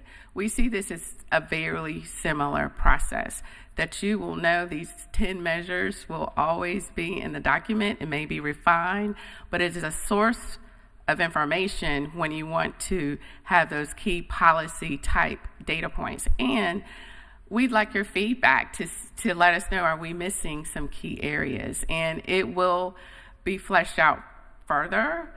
Our excitement is it's much further along than where we were last year. And if we move at the same warp speed, I'm excited to see what we'll look like next year. Yeah. If I could just add a couple of things on your first point about the targets. Again, I think we acknowledge that that is something that needs to be addressed with urgency. We will be working, that'll be part of the conversations between now and the end of the fiscal year for the document that goes with the adopted budget, where we can. Some of that is just going to take more work with the departments to kind of help them establish those targets where we don't have a historical standard or an externally imposed standard that we're trying to meet, right? Some of that we have to deliberatively figure out, and so that'll again be part of the conversation as we move forward. And like I said, not just targets, but also where are we trying to get to, right? Like we may have baseline targets, but our internal target may be even higher. And how do we communicate both of those things, right? And so those will be things that we continue to work to address. In terms of the second point, my hope is that by getting people, like I said, the level of engagement with performance this year was significantly higher than it's been in recent fiscal years. We've heard that from department after department after department. And so my hope is that through these efforts, through the periodic conversations with leadership during the year, folks will become more comfortable with the information and will look for opportunities, right, to utilize that information when they are doing other types of work. I think it's making the information available is only part of the process there. It's also getting people comfortable, invested, and looking at it as a tool in their toolbox, right, and not just an administrative responsibility. And so I think we're trying to build that culture. And I think I'm seeing shoots of progress there as folks are engaging with this information. So hopefully that'll be something that we can continue to see grow over time. Well, I love that, the idea of engagement and changing people's different ways through their work. One last point I just want to make. Well, one is definitely want to see how we tie this back to the strategic plan. And then ultimately, like, how are we moving the needle on reducing poverty, connecting people to high-wage jobs, things like that. But the other thing is I'm wondering how in these measures we can, as much as possible, incorporate return on investment. For instance, Justice Services Department, in one of their measurements, they show that the pretrial release programs and all these different programs that they're administering has saved $11 million in 1 year in keeping people out of the jail. Saved the county $11 million. That's incredible. So as whenever we can, I guess, thinking in the future, like, how can we show, like, this investment or this program is giving us what? Saving us money, like return on investment. So that's one other thing. I just know and have any thoughts you all had on that. Yes, so for this year, we had tried to encourage folks to seek out opportunities in the narrative structures around specific measurements to be able to tell that story. But I think in the longer term, again, trying to connect performance and resource allocation will be something that we continue to prioritize. Right, and another, Veteran Services did the same thing. They're bringing in this amount of, whatever. So thank you so much. No, we appreciate the feedback. All right. Thank you all for this. This is excellent. I really like the progress and the direction this is going. It is a priority of mine, and to see this kind of come together the way that it has is quite impressive, and I really appreciate it. I'm not necessarily worried about, at this moment, seeing, like, what should our measures be. And part of being a foundational, right, you have to establish a baseline, right? We have, this year is really going to be about baselining, like, what does good look like, or what does success look like? And in subsequent years, then we start to say, okay, what's your stretch goal for something? Or what does it mean to reach those goals, or what do you need to reach those goals? Or if you're not reaching your baseline, then, what do we need to do to improve that, right? And so that's like a major part. The first thing is moving the huge ship into getting in the direction of actually doing measurements. And that is what I've seen here, and that's what I see in this presentation and so forth. So I really appreciate that.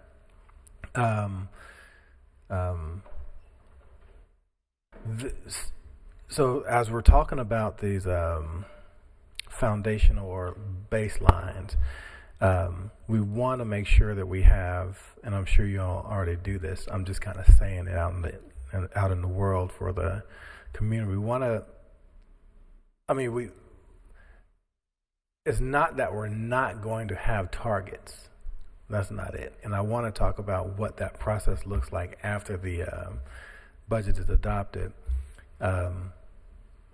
We got to have targets, but we have to say, we need to look at this data, because previously we just didn't have that framework to create those baselines. We don't really have anything to go off of. So talk to me about, what do you envision that process of, just starting out as far as, setting some generalized targets. Where are you going to get, what's going to inform you into starting something this year? Like getting some targets, general targets, not necessarily saying that, okay, you got to hit these or whatnot. We're establishing our baseline, but we still have to have targets. Can you talk to me about what you envision that process being like over this year? So this time next year, what we're looking at is, well, what did you believe that you were going to accomplish? What did you accomplish? And then next year, which would be the 27, 28, what are you going to do to accomplish those? Like, can you talk to me about that process? Yes. So to a certain degree, we're still finalizing some of the vision components of this, but I do think in terms of broader strokes, for one, it will continue to be a collaborative process, right? We will continue to rely on departments to be the subject matter experts. What we will do is to bring in the perspective on best practices when it comes to analyzing data, measuring performance, what's appropriate for, what's appropriate based on the characteristics of the program, right? What are the sources we would look at to establish those types of targets, whether that's benchmarking, whether that's external.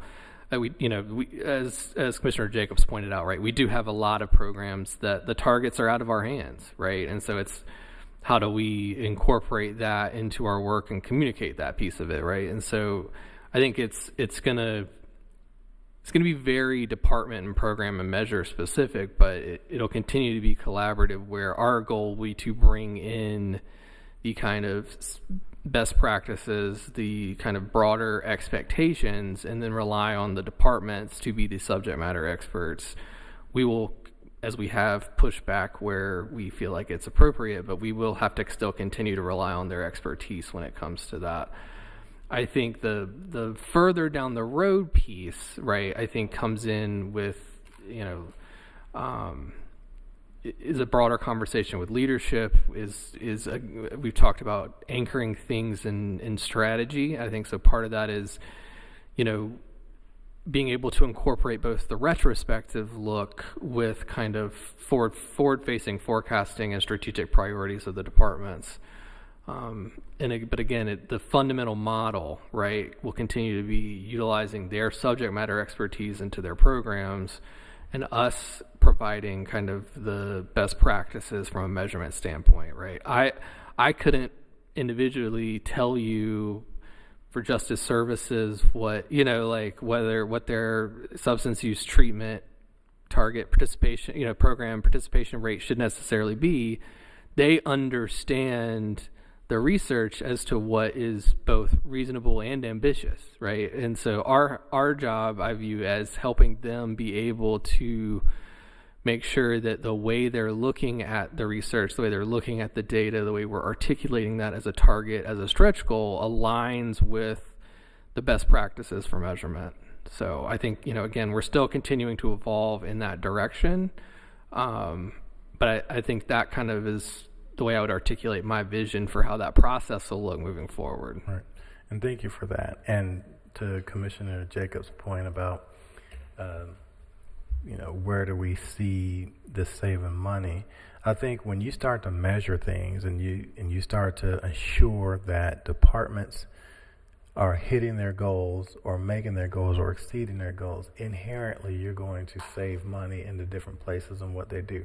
Or the savings comes in different forms. If we talk about, with social services and homelessness, for example, if we reach whatever goals that they have, inherently reaching those goals means success for those who are unhoused, which means we won't have as much support in that, right? It may not be directly, it may not be a straight line savings, but as far as some of the examples that you gave, but when we put a framework like this into place, it's going to help our government run more efficiently.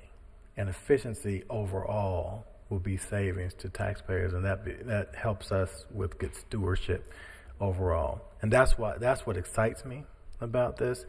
And I mean, I never thought that we'd be this far this quickly. So I really appreciate what you all have done, the foundation, the framework. I'm coming to you. The framework that you guys have put in place. Private organizations takes years to get to this point. So the work that you guys have done has really been amazing. So thank you so much. Thank you. Only thing I was going to ask, yes, in saving money, but also seeing how our residents' quality of life is getting better. So that's important too. So, yeah. So thank you.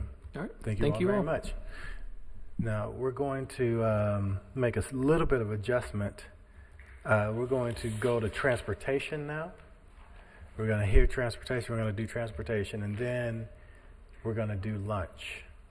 Lunch is already here, but we'll go ahead and do this, and then we'll go do lunch. Okay. All right. And I have to leave close to noon, and Ms. Pierce is going to sit in my spot, and Maurice will join us shortly after that. Okay, very good. And Commissioner Valentine should be here at or around 1 o'clock.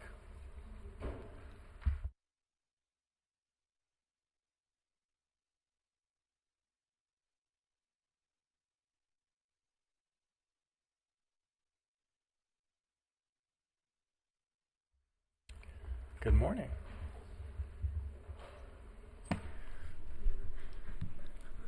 Good morning, board, commissioners. So transportation is here with another update on the development of the final FY27 Durham Transit Work Program. Ellen Beckman, I'm Transportation Director. Brandy Miner is here, the Transit Program Administrator and Staff Working Group Administrator. And Catherine Eggleston, the Deputy CEO of Go Triangle. And then we have other Go Triangle staff also here in the audience. So as you have heard in our presentations over the past several months, we've had a challenging year, with the transit plan. We've had lower than forecasted revenues, funding gaps on existing projects, a shortfall in the city's transit fund, and many new requests this year. We are nearing the finish line, though, and I'll provide you a brief update on some recent actions, next steps, and then Go Triangle staff will provide an update on their updated bus operations request. So last time we were here on May 4th, Durham County and City of Durham staff provided a presentation on the city's request for one-time capital funding to fund 2 specific capital projects for the city in FY27. So as described, that proposal had been developed over a few months, including staff and elected board discussions. Based on the direction provided at the May 4th meeting, we finalized the detail of that request over the following week, and the staff working group administrator incorporated the proposal into the final work program document.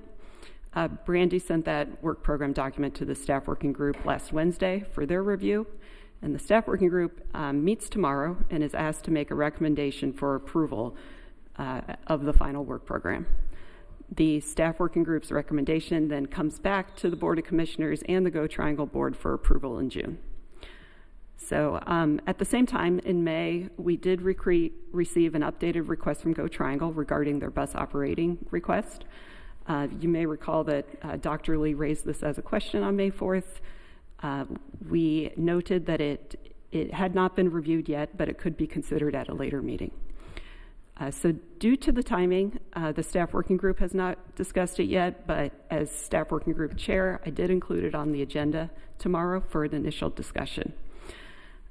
So with that, Durham County, of course, sincerely values the services that Go Triangle provides to our residents, and we certainly intend to give this request due consideration, and we're proceeding with that review. And so as part of that, we have asked Go Triangle staff to provide this presentation today. Thank you, Ellen. Thank you, Manager Hager, Dr. Lee, members of the Commission. Really appreciate the opportunity to be here with you today and share this information. We were able to share this information with the Audit and Finance Committee of the Go Triangle Board last week, and so are very happy to be able to share it with you as well today. Go Triangle serves as the administrator of the Triangle Tax District, which is responsible for stewardship of the half-cent sales tax that's dedicated to transit in the region, as well as other regional transit resources. There's not a single regional transit plan. There are 3 separate plans, each with its own governance structure.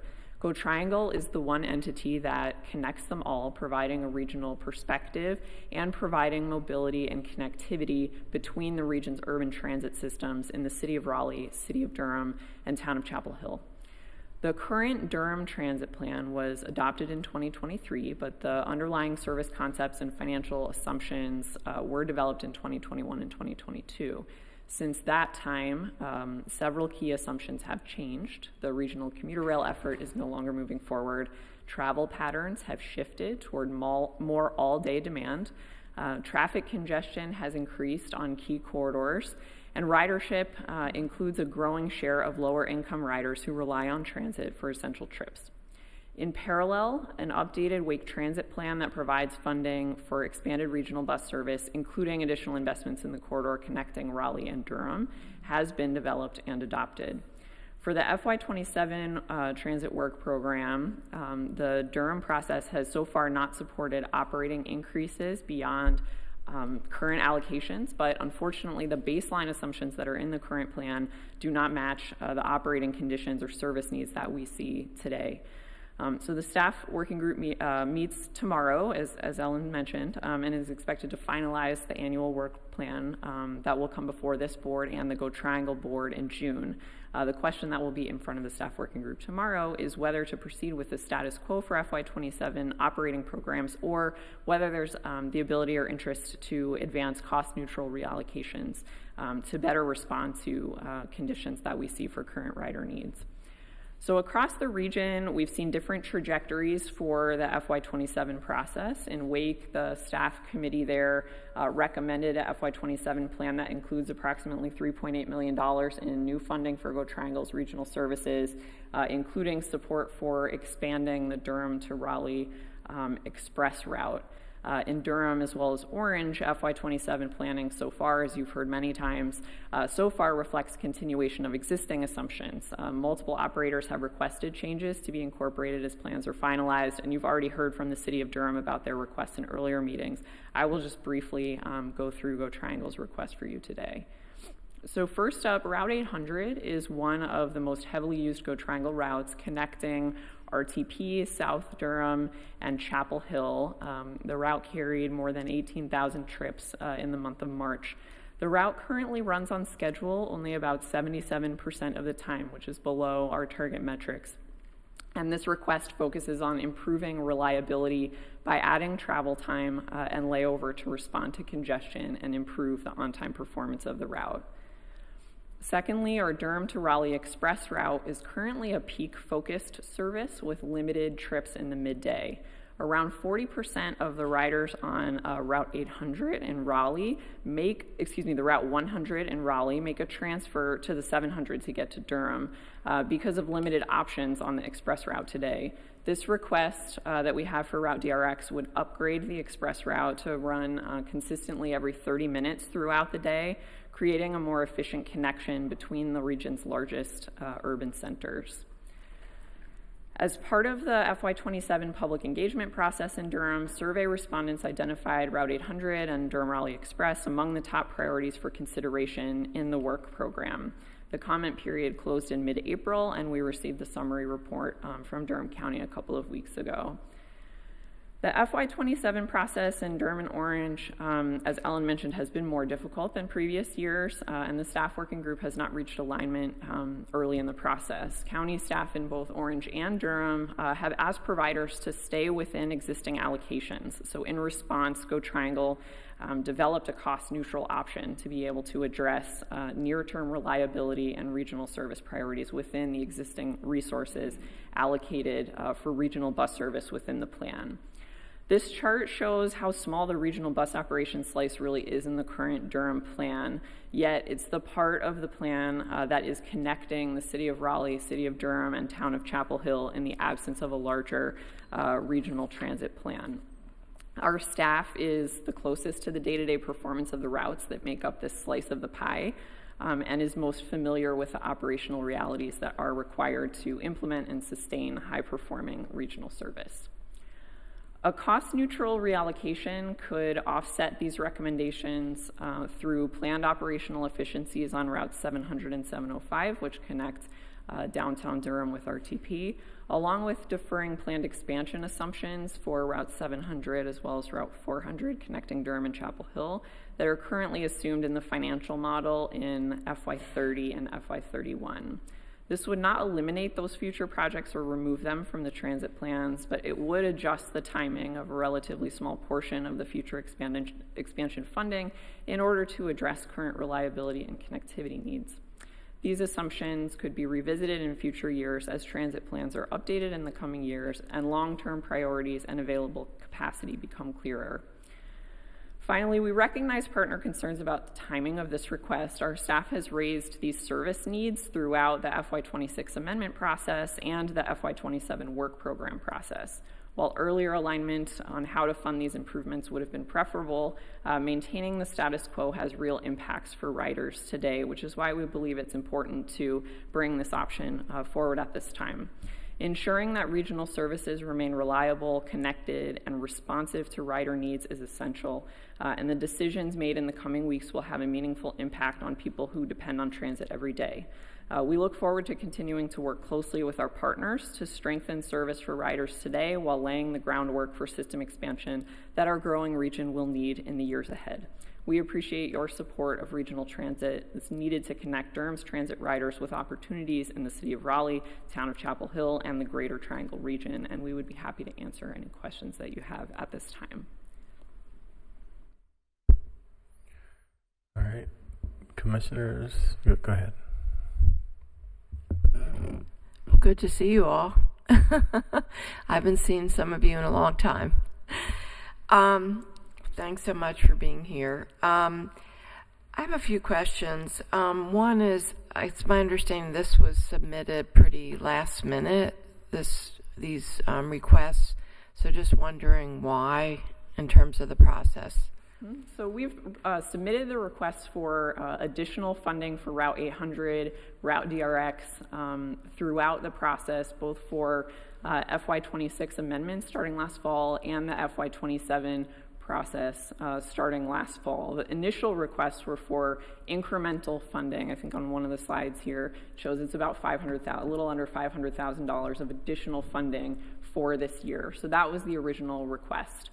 Then in January, we submitted a scaled down request that eliminated a couple other things that we asked for, really focusing in on these two items. And so as the process has continued, as conversations emerged with the city and sort of the decision or upcoming effort to allocate the available capacity in this year's work plan to the needs for the city, we've kind of sharpened our pencils, looked at the overall arc of the plan, and identified these cost-neutral reallocations. So we've done a lot of work throughout the year to take what was a larger request for additional funds to then scale that back and now be able to accomplish that in a cost-neutral way that we believe is appropriate and reasonable to address the needs that we see today, the very specific needs we see today, while allowing additional time for the transit plan to be updated, as well as the BRT vision plan that the county is working on to be able to be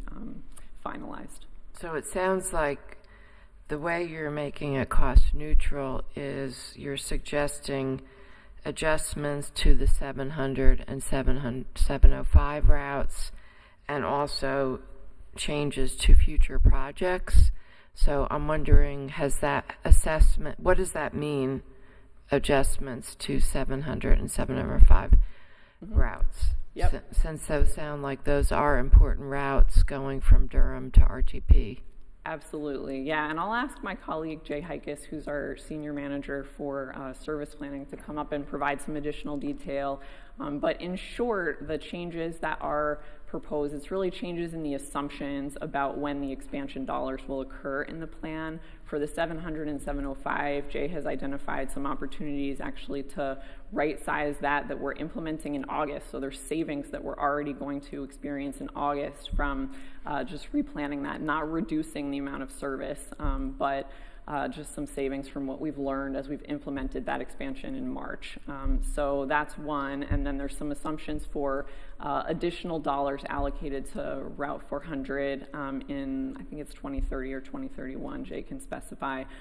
That was assumed to support transitioning that route. Currently that route runs on 15501 and then Franklin Street to get to Chapel Hill. We plan in the future to transition that to Route 15501, but there are some capital improvements that will need to occur on the Orange County portion of 15501 for that to actually happen, and that is on track to occur a little bit later in the 2030s. So this would adjust those assumptions about when that expansion can actually happen, and Jay, I would invite Jay to add additional detail there. Yeah, certainly. Catherine, you answered it well. You just have to press the... Yep. Catherine, you answered that well. Just some additional clarity on the 700, 705 through some adjustments to scheduling by changing how the routes interact with each other, by changing the time designated to layover, the times they departed Durham Station. We're able to identify a modest cost savings that's recurring every year. So that's the change to the 700. So riders will still experience 4 buses per hour between Research Triangle Park and downtown Durham. It's just the cost to do that will be have some savings. And it sounds like at this time there is an agreement from the Orange County side related to some of the changes, I guess, related to the route on 15501. Is that? So we have 2 components of the request today, the Durham to Raleigh Express component, which the Wake component of the funding is moving forward, and then the question of the Durham funding is what we're discussing today. And then for the Route 800, that would need funding from both Durham and Orange. Both staff working groups are meeting tomorrow, so the request in Orange is on the agenda for tomorrow as well. Yeah, I'll just say, I mean, I think that I appreciate this process, and I really appreciate that you all have worked creatively to try to, make this cost neutral. I do think that it sounds like there still needs to be time with the process, with staff working group, with Orange County, and it just may be that this is something that we need to implement mid-year when there's been more time, I know, for our staff to make assessments and just to make sure that everyone understands the full implications of the kind of the changes and what that will really mean. But I do appreciate that you all are, looking at efficiencies and things like that. Yeah, if I could make one point of clarification on the timing. If the changes are not included in the FY27 work plan that moves forward in June and July and are instead considered as an amendment later in the process, It's unlikely, just due to the time that it takes to implement a service change, it's unlikely that that would actually be able to be implemented mid-year. It's likely that it would be later, potentially even next summer, before the changes would actually be able to benefit riders. Thank you. So with this, so you all are meeting tomorrow, and should it go forward from the work group, it comes to us, right? Does it go to Orange County or Wake County? Does it go to anywhere else, or just where else does it go from here? From there? Yeah. So we have 3 different work programs in each county, right? Okay. So the Durham work program will be recommended by the staff working group tomorrow, if all goes according to schedule. And then it will come back to you in June, and to the Go Triangle Board in June. So the changes in Orange County would have to follow the same structure. And I guess to clarify, I think for Orange County it's an amendment. Is that right? Not, they're a little like off, they're off schedule, I'd say, a bit. Maybe it's an understatement. So yeah, I mean, we need to follow up to that point. Like, we do need to follow up, I think, with Orange County to understand the timing of everything and how they would consider this to make sure that we are aligned as much as possible. I will say that is one of the tricky parts of being Go Triangle, right, is aligning things across the 3 counties. I understand that is challenging. And I think, based on some of the issues that we've had in the past, there have been issues when counties have been out of alignment. So we do want to try to reach out to our partners in Orange County, make sure that we are kind of approaching this the same way before recommending action. Do you think if we were to approve it, it would increase the chances of Orange County approving? Well, so if we approve and Orange County doesn't, what impact? I can address that, Commissioner. These changes actually for the 800 did go to the Orange County Board of Commissioners earlier this spring. However, they declined to take action on them at that time because Durham County had not yet taken action. Okay. So this is similar to the timeline that Catherine laid out for the amendments submitted to Durham County. We have submitted those to Orange. We have had those conversations, and the only point of feedback we received from the commissioners was the lack of action in Durham at that time. To answer the question about the timing of these 2, and what happens if one approves and one doesn't, we can answer that on Wake, because on Wake, the governing bodies have not yet taken formal action on the budget, but the TPAC, the equivalent of the staff working group in Wake County, has recommended full approval of these inclusions, including the Wake share of the DRX. However, what we've committed to in Wake is that we would not begin drawing down those funds for the DRX until we had the approval in Durham. So we can make that same commitment in Durham as well as in Orange, so that whoever acts first is not penalized. Okay, go ahead. Since you're the rep to the Go Triangle Board, has this been presented to the Go Triangle Board and basically gotten approved by the board to move forward? We've talked about this quite a bit, yeah. I'm sorry? We've talked about this quite a bit. And has the board given the go-ahead to this? I believe so, yes. Right. And we presented to the Audit and Finance Committee of the board last week, and they did endorse the proposal for moving forward. Going to consent. So, yeah. I guess just to clarify, I don't think the full board has received this yet. Not yet. It goes to the full board. The work program. That's correct. However, I will say, the Go Triangle's priorities, including the 800, the DRX, and other things that have moved forward this year, have been presented to the board multiple times, starting back in November. Right. Yes. Okay. Okay, I think that's all I had. Commissioner Burton. Yes, thank you so much. I like simplicity. I was an elementary school librarian for a long time, so if I sound this way is because I like things simple and easy. You're requesting $216,887 for the Route 800, correct? Is that? Switch back here.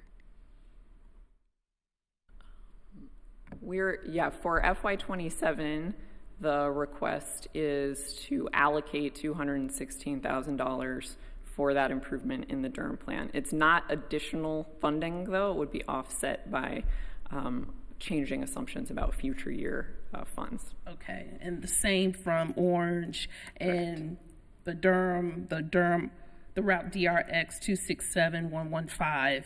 That's what we're requesting. Mm-hmm. All right, and so we need the approval from Orange, and y'all are going to come back to us when you coming back to us? So this would be included, this will be considered by the staff working group tomorrow, potentially, to be included in the FY27 plan. That's Go Triangle's request, is for this rebalancing, if you will, cost neutral reallocation to be included in the FY27 Durham Transit Work Program. So that overall will come to this board in June. Gotcha. And the reason I do that is because when I can only speak for myself, but I know my colleagues, when residents ask us questions, want to be as very clear as possible as to what is occurring, right? So I hear you. I think we just need to work this out, figure out, come back to us, and things like that. But I appreciate that. Just making it simple, clear, easy, because our residents ask. We want to be clear with them so they can fully understand what is happening with their tax dollars. So thank you so much. To your point, Commissioner Burton, I think it's important to highlight that we need to understand, because this is it's allocating this funding because it's being found by impact to other routes. So understanding clearly it's kind of realigning dollars to really understand what that means, which I don't know, Ellen, if you want to elaborate on that. Well, I do want to make sure it's understood, and I think we've presented this in the past. This funding source, we have a long-term plan, right? It goes through 2040, and we model capital and operating projects on a future basis out to 2040. So, this is an operating request, meaning it is recurring, right? And I believe these numbers also are only partial year, so the FY28 request goes up, and then there's a growth rate applied.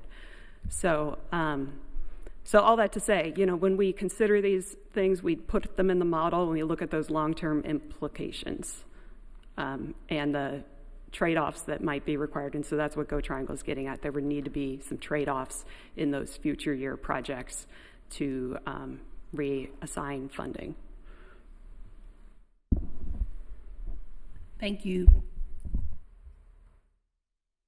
Okay. Any other questions, comments? Manager Hager. Yes, I am glad we're having the conversation. I have expressed timing of the discussions, and this is a similar scenario with the city, and in that this, in my opinion, should be something that we push for conversations in the fall, or knowing that it may delay what needs to be done, only because I need to better understand the opportunity cost of doing one versus the other, plus the full scope of what's the full impact cost-wise in general, because we have had some pushback when we've reshuffled one priority versus the other. And I do know one of our board members has talked a lot about that in the community pushback. Doesn't mean a long delay, but this is unique as we've addressed other policy matters that we just need a few more months before we come to some decision. Not saying it's not going to happen, it's just that from where I sit, just what are all of the implications and cost, so that in a total picture we can with confidence know what that is, considering the kinds of pushbacks that have occurred recently. May I speak to that briefly, Manager?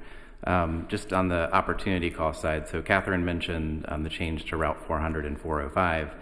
What we're saying is that right now there's funding for phase 2 of those improvements to realign the route from Franklin Street to 15501 in Chapel Hill.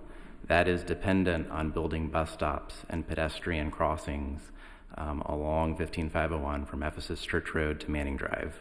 We'd also hope to get some transit signal priority, maybe some shoulder running bus, something to mitigate some of the congestion that occurs along that corridor. There's a lot of demand, but there's also a lot of congestion and a lot of access issues.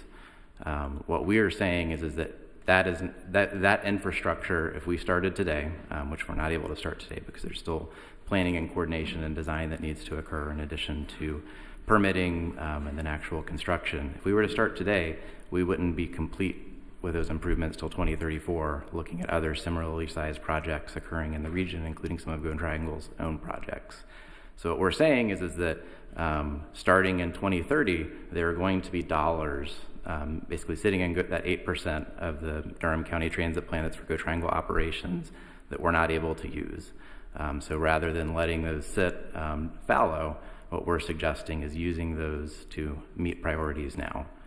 So really the conversation that we're having with Durham and with the staff work group in Orange is, are we able to make adjustments to those future assumptions for something that's planned in FY30, or are we leaving those the same? But that's not really going to change the outcome of whether or not we're able to deliver those services in FY30.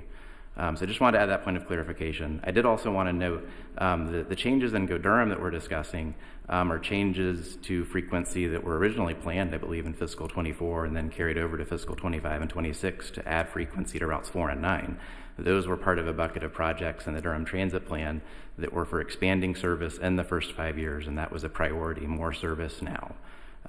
What has happened is, due to a variety of reasons, operator shortages, vehicle availability, additional funding considerations, those projects are being shifted. I think it's very, very different to think about those two 15-minute services that were promised in the first 5 years of the plan. I think those are a different bucket than a phase 2 of an expansion to Route 400, which Go Triangle did deliver the first phase of on schedule this past fall. So thank you for that opportunity. Okay. All right, we're good. All right. Thank you all very much. Appreciate it. Okay. We're right at 12 noon. Well, it's 11:57, 12 noon.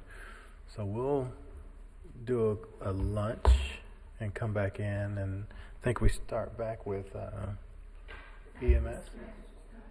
I know. Yeah. We go to risk. Yeah, risk management is when we come back. Okay. And then EMS. So we'll do risk management and then EMS. Okay, this is after lunch. So, what do we want for lunch? We could do a working lunch. Yeah. Okay. 20 minutes? 20 minutes is good. Mm-hmm.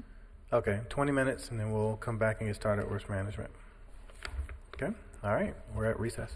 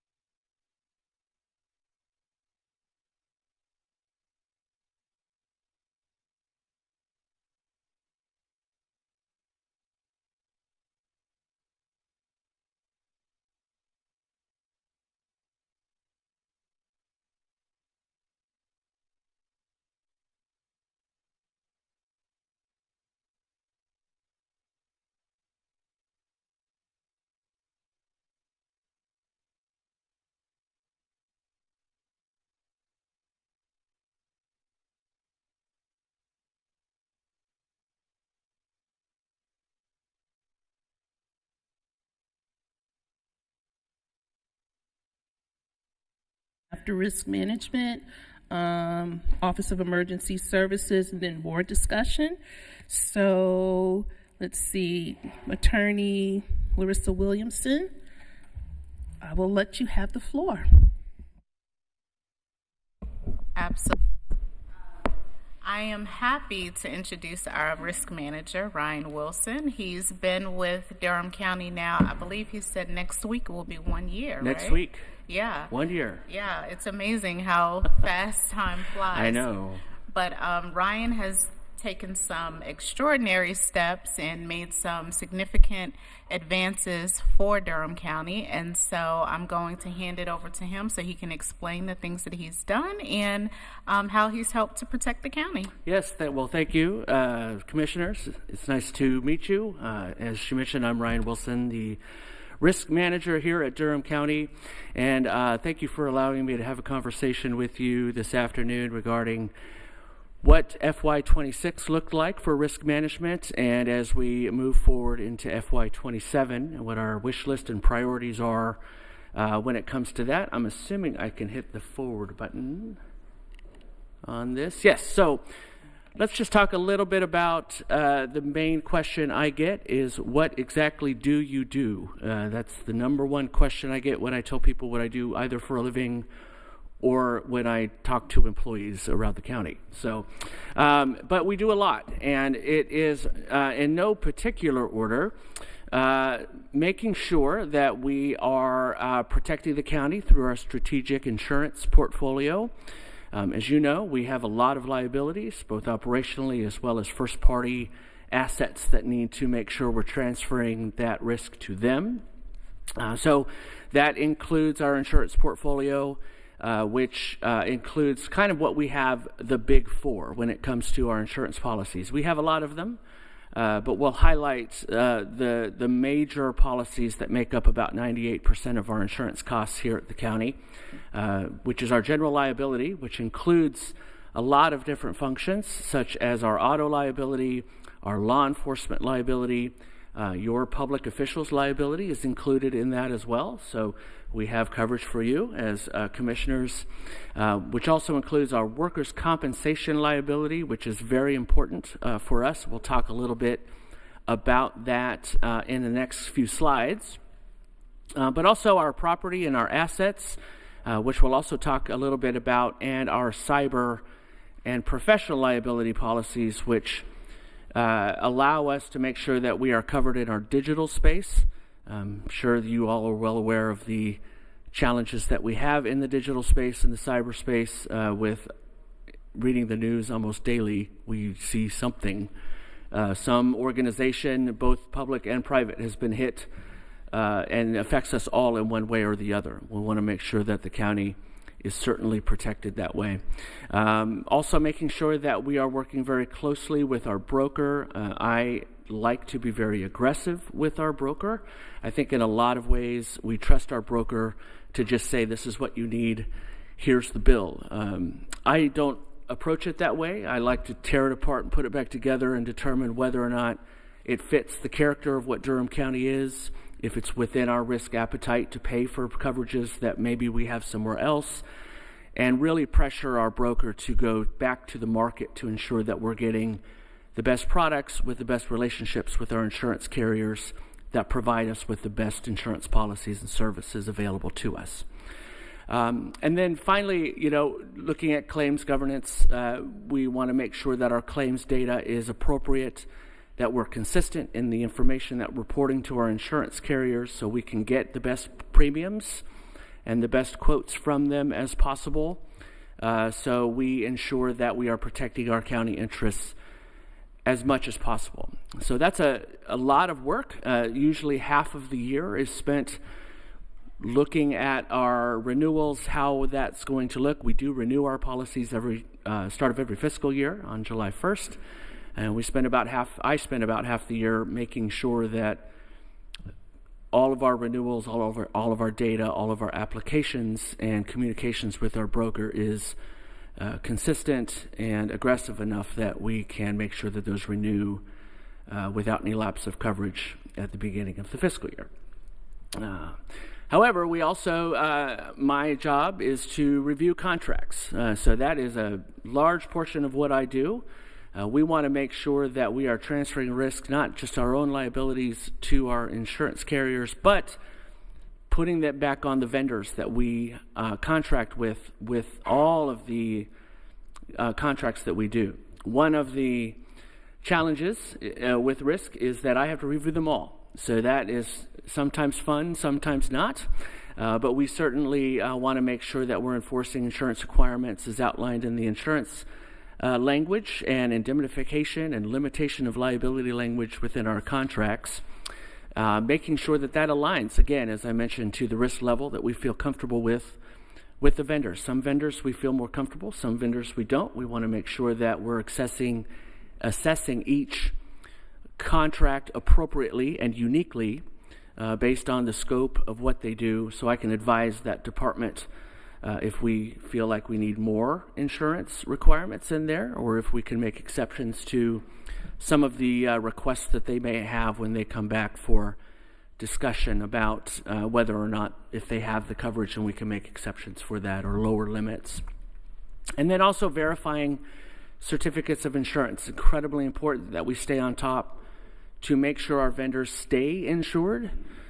We do require them to confirm that at the beginning of their contract, but we want to make sure that they go through renewals as well, and those renewals stay in line with our insurance requirements, and that we don't have any lapse of coverage or reduction of limits, and we want to flag those to make sure that they are staying compliant throughout the life cycle of the contract. And then finally, really my role here is to manage risk. That is a proactive approach. We want to identify what those operational risks are. I certainly want to advise departments what those mitigation strategies might be. I live in a worst-case scenario world, so I'm getting paid to look at absolutely the worst thing that can happen and go from there, right? So we want to track those. We want to make sure that we're advising departments. I want to make sure advising departments as to what kind of risks are associated with the scopes that they do. As you know, we have everything from libraries to law enforcement, and so those are going to be different. Those are going to be unique in the scope of what they do, and how can we make sure that we're protecting the county accordingly. But additionally, we want to make sure that we're looking at emerging threats. This, as I mentioned earlier, cyber and ransomware is really no longer emerging. It's living with us. I was telling Larissa, even my kids' app that we use for their grades was just attacked last week, Canvas, right? And there was a ransom payment made within 7 days to make sure that app is still running. We all saw what happened to our gas availability in the Colonial Pipeline attack a few years back, right? We've seen a significant increase in public agencies additionally be hit with cyber attacks and ransomware demands. But we also have to take into consideration our climate-related risks. This definitely affects our premiums. It can affect us whether or not it hits close to home or not. We saw Helene a few years ago that is now affecting property rates. We've seen other catastrophic events going on nationally that is requiring us to keep the conversation going about how we can afford to insure our properties, when even though it's not our damages, it's other damages that's still affecting whether or not there's availability of coverage and there's availability of cost for those premiums. We look at regulatory changes. What is North Carolina doing? What are we looking at in our social liability trends?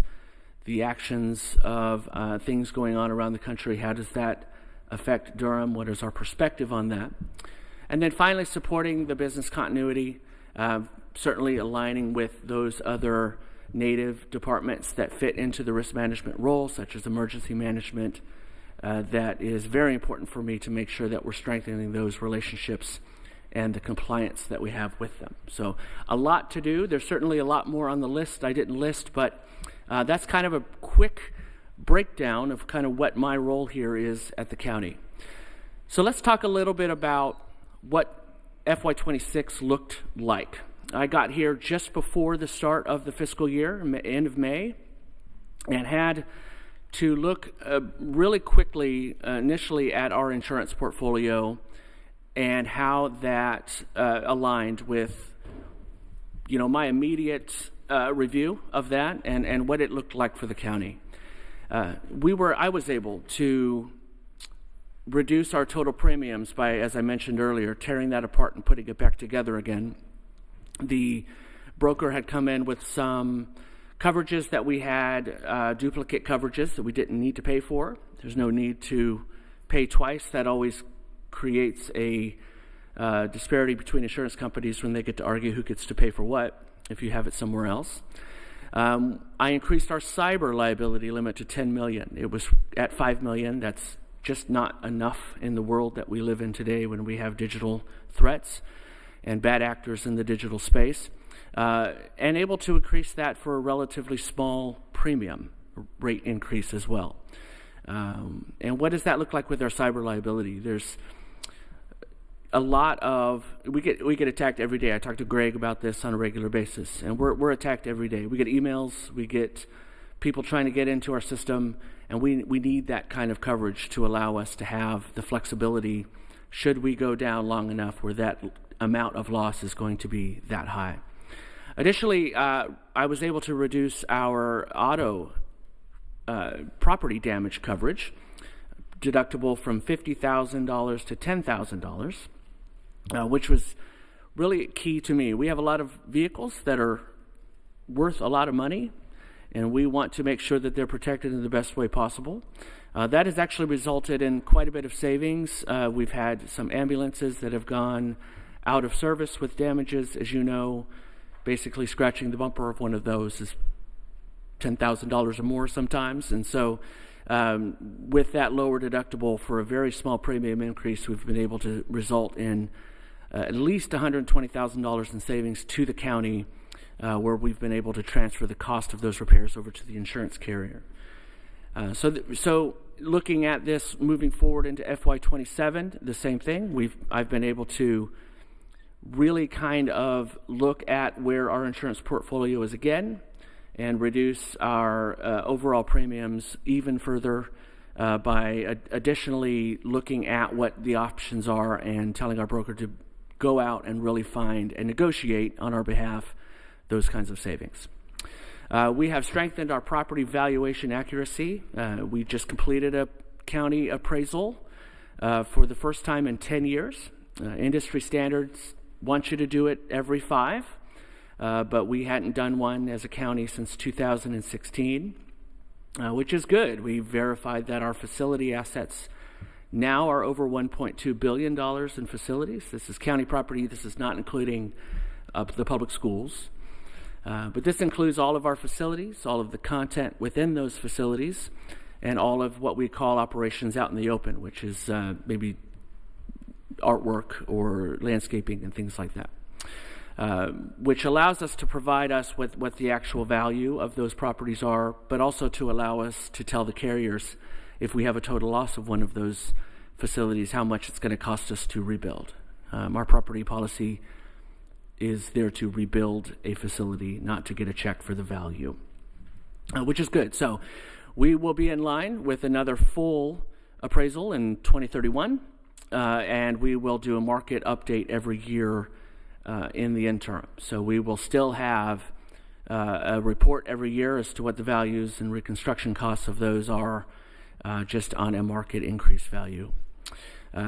Additionally, we were able to really take a look at our risk reserving and align our actuary to our fiscal year. I'm not sure why, and I don't have context about this, but we were aligning our reserving to the calendar year, which makes it difficult for an actuary to make predictive modeling for just 6 months instead of a full year ahead of the time. So we were able to readjust that, and now our loss data and our modeling projections for our claims and our, which include workers' compensation, auto liability, and general liability, to really get a better understanding of what we need to have in our risk fund for our total outstanding losses to make sure that we are covering all of our liabilities at once, which needs to sit in the risk fund. So if the county shut down tomorrow, we could still pay those out.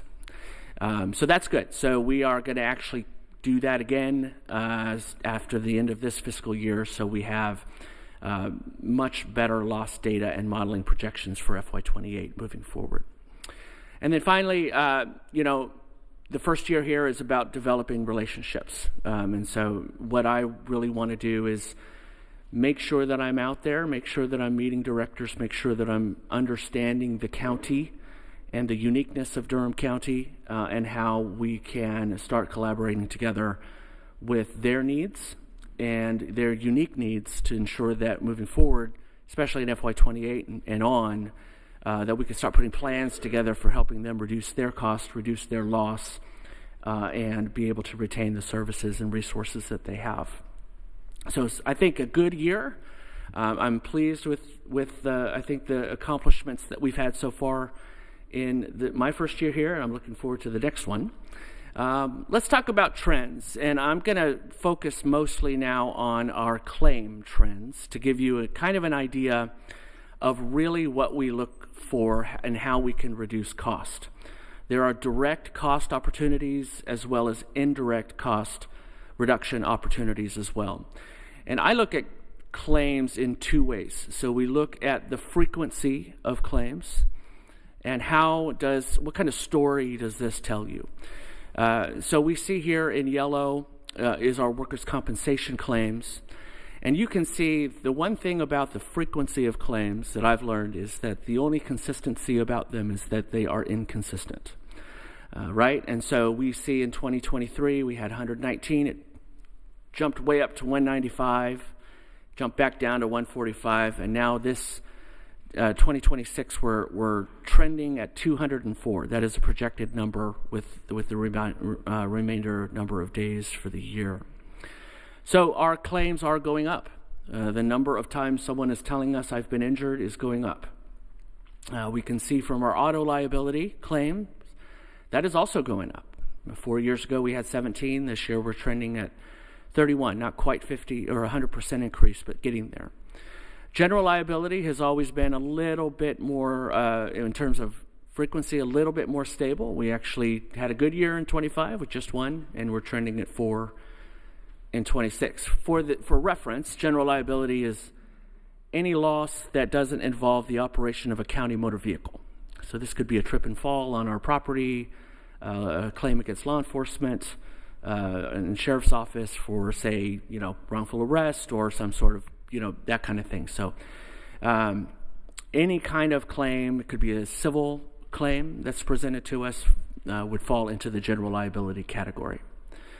Now I can outline here in 2024, we said, oh my gosh, there was like 70 plus more claims. Why is that? Well, what's the story? Well, in 2024, we had a carbon monoxide issue at our DSS building, and we had a lot of employees make claims in the event that they may have to seek medical attention for those claims. That was about 45 of them.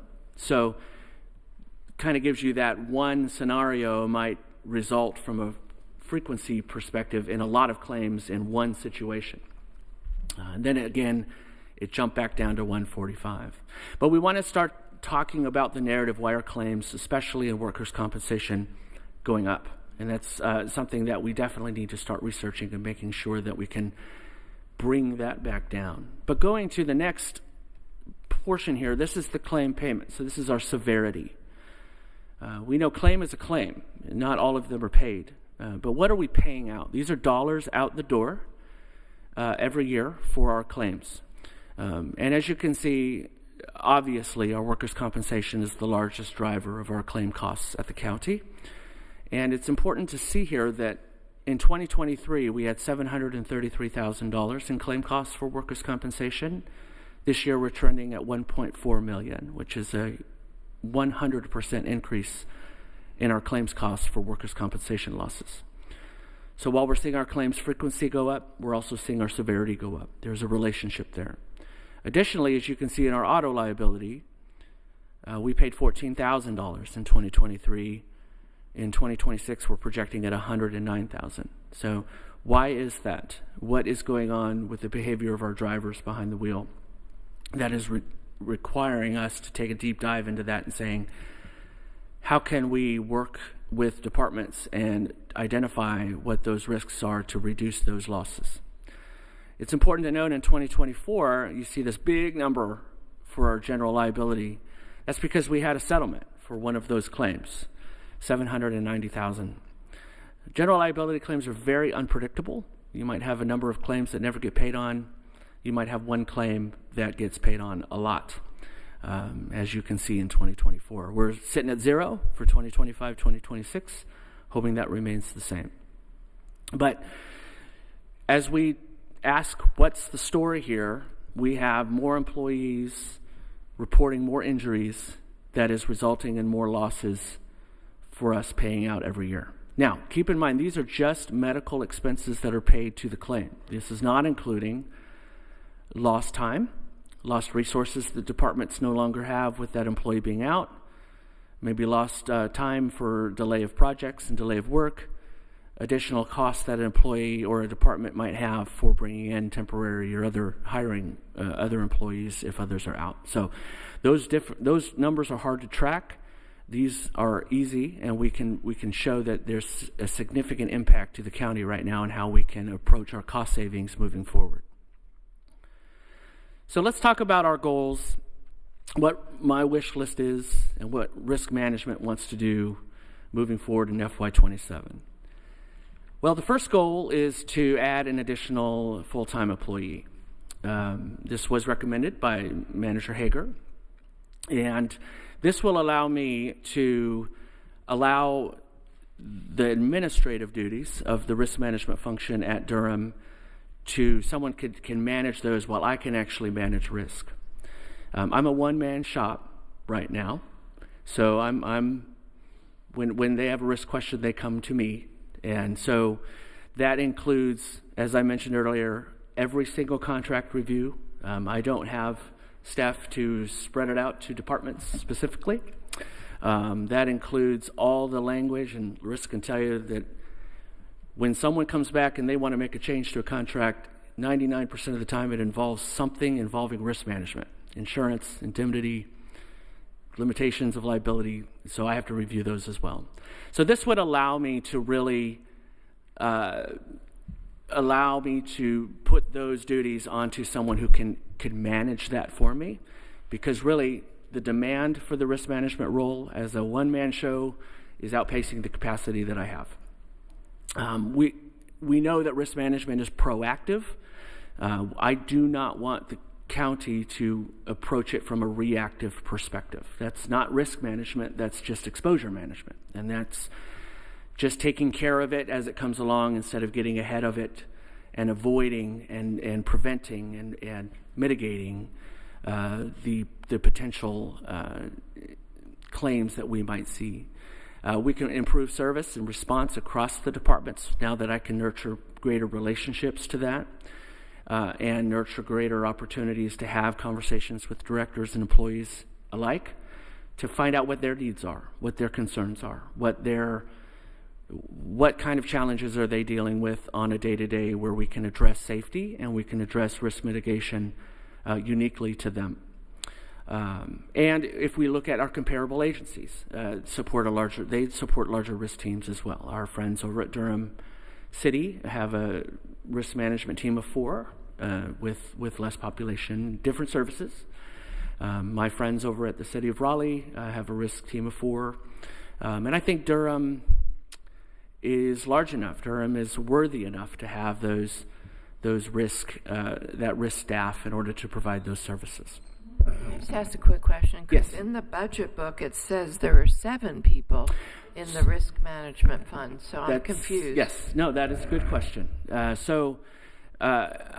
Without understanding a lot of the context, the risk fund does provide the funding for positions that are actually housed in the HR department, which includes 3 positions in our safety team and 2 positions in our workers' compensation team. Now, those positions were prior housed in the risk management division. They were, prior to my time being here, they were moved to HR. It is my opinion that those are native to risk management, and those personnel costs stayed in the risk fund. So since you are new coming in, and by the way, doing amazing work, Thank you. Do you still believe that those positions are best suited to be in HR versus back in risk management? Because I remember when that's why I was confused, because I remember when those positions were in risk management. Yes. In my professional opinion, yes, I believe that those positions are native to risk management and not human resources.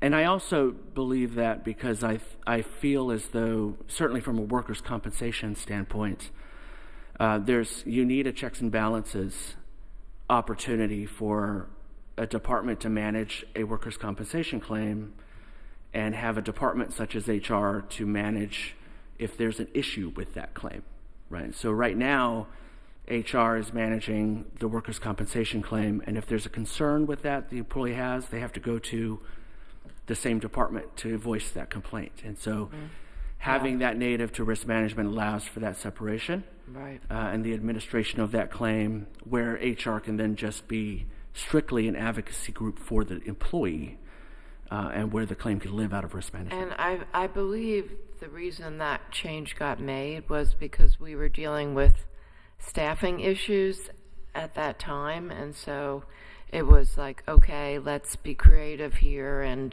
we don't have a director, and so I would just say to our deputy manager, this may be an opportunity to go back and revisit that based on the fact that now we do have a risk management director. So certainly a conversation we can have. Okay, thank you. Yeah, and I appreciate that. Thank you. Okay. Yeah. But yes, so to answer your question, you will see more employees listed under the risk fund personnel, but from the risk functions that I provide, yes, it's just me. Yeah. So and then as we look forward to what that FTE's role will be, certainly would be to help maintain and manage the insurance portfolio, work with our broker on a regular basis, oversee our certificate of insurance process management program, manage our recovery efforts. So we certainly want to make sure that we're getting paid if someone hits us, like if they run into our vehicles. We want to make sure we get that money back, put that into the respective budgets of the department that's affected, and deliver just that level of administrative service to the county for our employees. As you can see, I've highlighted what the proposed salary range would be and what our market comparison is with our local positions that have positions of similar scope and work of what they would do. Because I think that this would allow us to risk to be proactive. That is the way that you can actually make change, right? I think we know that. We have to make incremental, methodical decisions on how we're going to make changes over time, and by adding this position would allow me to actually do so as being a risk manager. And so what do we want to look for in FY27? What is the goals for me and this? I think certainly those conversations that we just talked about, having those goals would be very much appreciated. Onboarding that position so we can make sure that we have a capacity that is under control. Find ways to reduce the exposure. We reduce cost when we identify the exposure. Those exposures are all over the place, and they are unique to every position, and we need to understand what those are.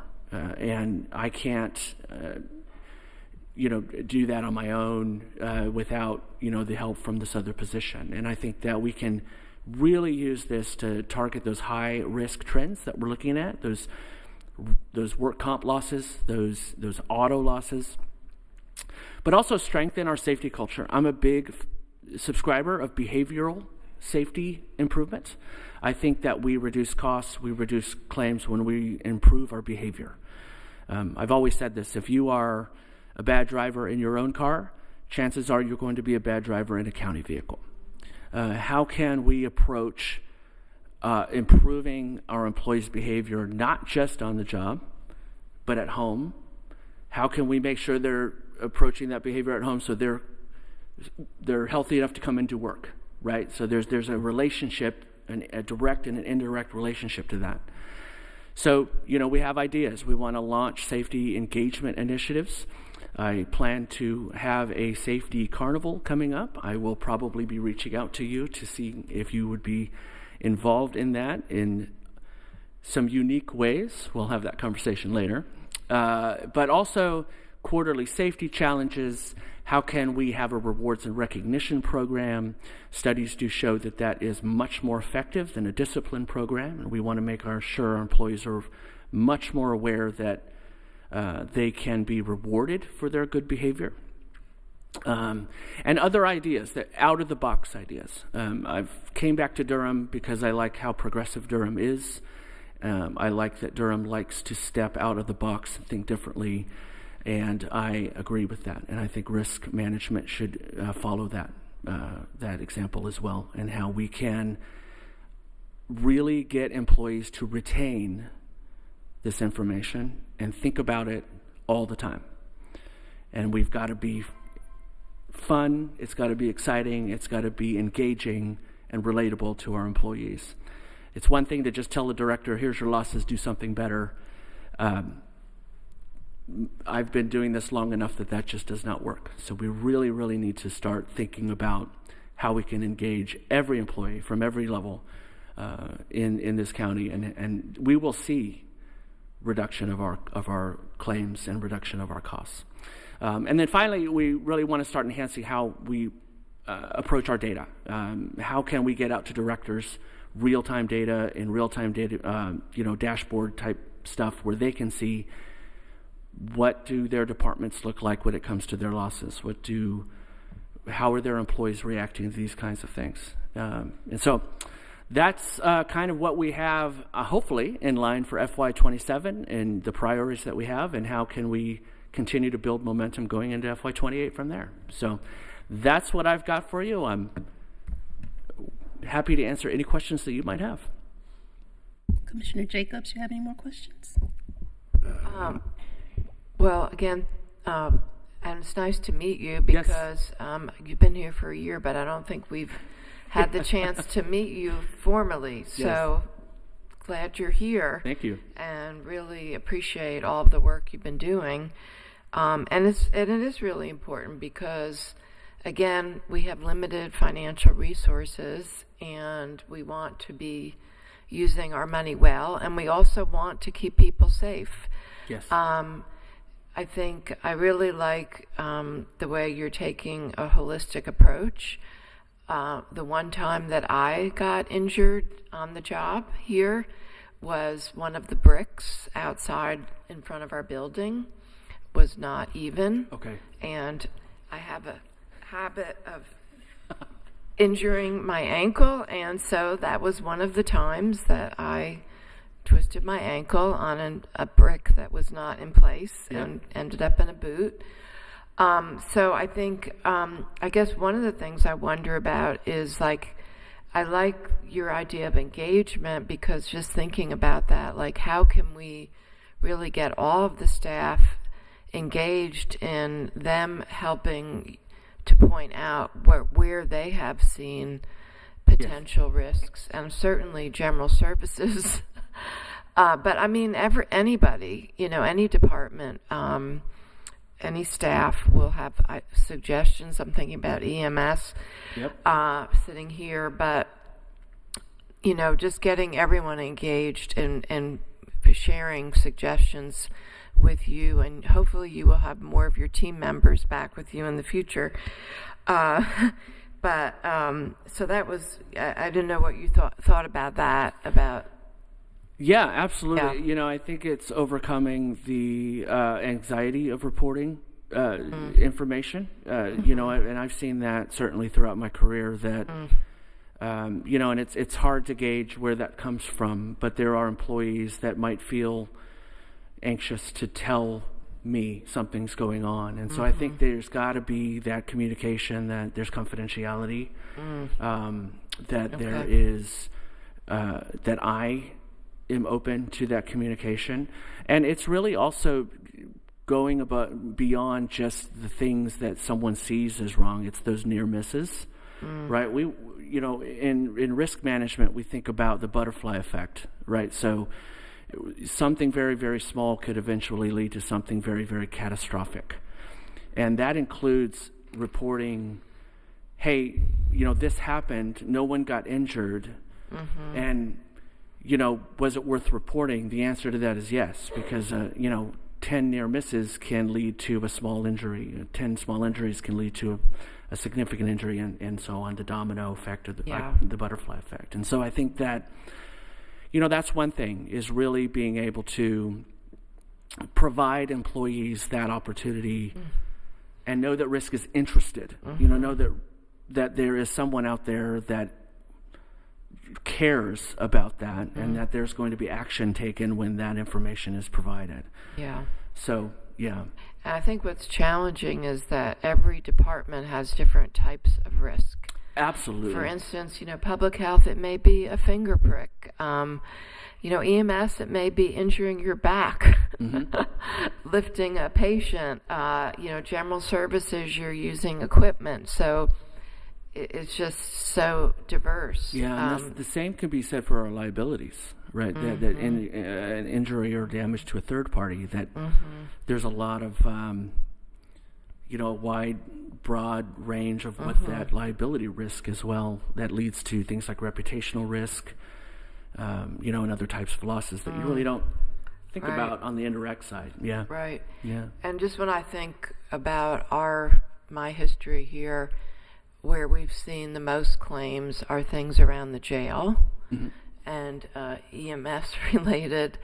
So are you thinking about like which areas have the most potential, and how would you go about, for example, assessing risks in the detention center and things like that? Yeah, absolutely. The law enforcement side of things is always going to be, kind of a focal point always.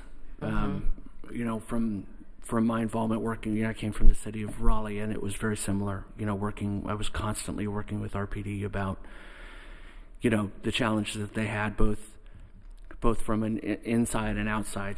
Because we have more than just the jails. We've got, law enforcement officers roaming around, right, and those kinds of things. And they're a lot more active in, calls that are maybe civil-minded, right? They're not pulling over as many vehicles on the side of the road. They're actually getting into homes, and they're kind of things like that. So, yeah, so absolutely kind of finding out how their approach is. Now, when we look at the numbers, and this was actually a comment that I got more recently from our insurance carrier, was that the jail does pretty well. We're doing, right now, I don't want to speak for the future, but right now our jails are in good hands, and we're not seeing a lot there. So how can the approach then is not necessarily how we have to fix anything, but how can we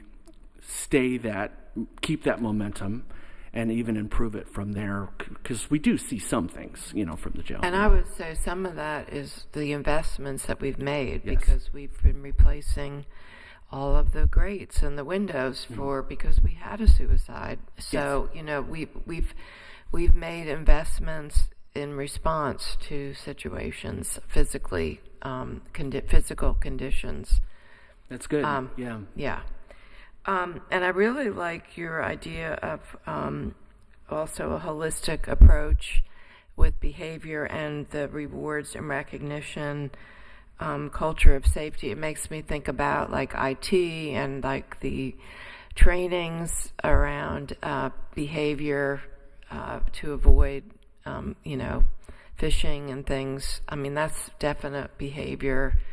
And then with our HRA process for our health screening and with our wellness clinic. So I think there are probably opportunities to partner. Absolutely. Yeah. Absolutely. Yeah. So Thank it's you. been a fun year. I'm looking forward to many more. Thank you so much. Yeah, and I'm not going to add too much from what Commissioner Jacobs was saying, but you made risk management sound very exciting.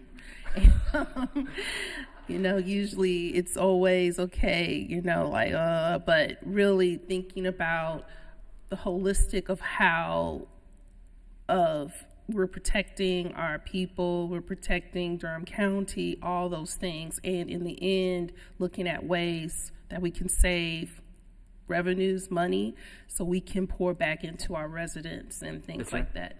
So yeah, no, thank you for that, and I agree. It's revenue, and you know, I think about it as an employee satisfaction situation. Well, when you're not injured, you're happier, you know, and how can we just improve the overall employee experience when we're able to reduce those kinds of exposures as well? Yeah, So, that's really, really good. So thank you so much for presenting. I'm looking forward to talking with you and meeting with you about, okay, how can we better protect Durham County and things like that. So thank you so much. Can I say a quick word? Yes, ma'am, you can. I just want to say that we have made quite a few additions in the legal department, and Ryan has been, and I'm proud of all of them, but Ryan has been one of my most exciting additions because of, he said he came from the city of Durham. He came from the city of Durham and most recently from Raleigh. Yeah. And then came back to Durham. So I was very excited to be able to snag him away from Raleigh. And he has brought so many great ideas. His enthusiasm is just like, he came to me and said, Larissa, I have this idea, I have that idea. And so he is really working hard to make sure that Durham is positioned to be one of the strongest counties in the state. And I want to do as much as I can to provide the support that he needs. Thank you. Yeah. Well, I appreciate you saying that I made risk management sound fun, because you made it really that sound very normally I have to ask people to get their coffee out, you know, when I'm talking about insurance, and so that I appreciate that comment. Yeah, you're making me want to learn more. So there you go. All right. Well, thank you for your time today. Thank you. So now we have Office of Emergency Services. Come on up.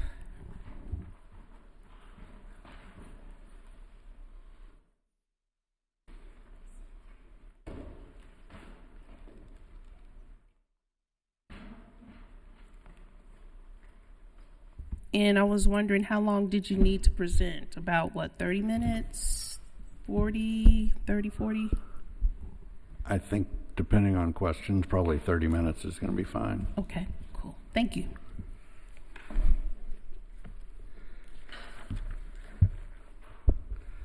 Well, good afternoon, everyone. Thank you very much for having us here today. My name is Mark Lockhart. I'm the Director of the Office of Emergency Services.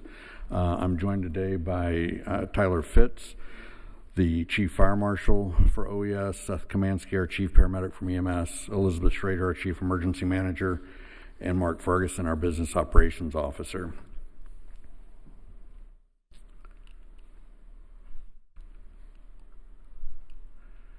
So real briefly, I'll cover the current department highlights, and then I know one of the main concerns today is the issue of EMS, and I'm going to let Chief Kamansky address some of those more specific areas, and then we'll be able to answer any questions that you may have.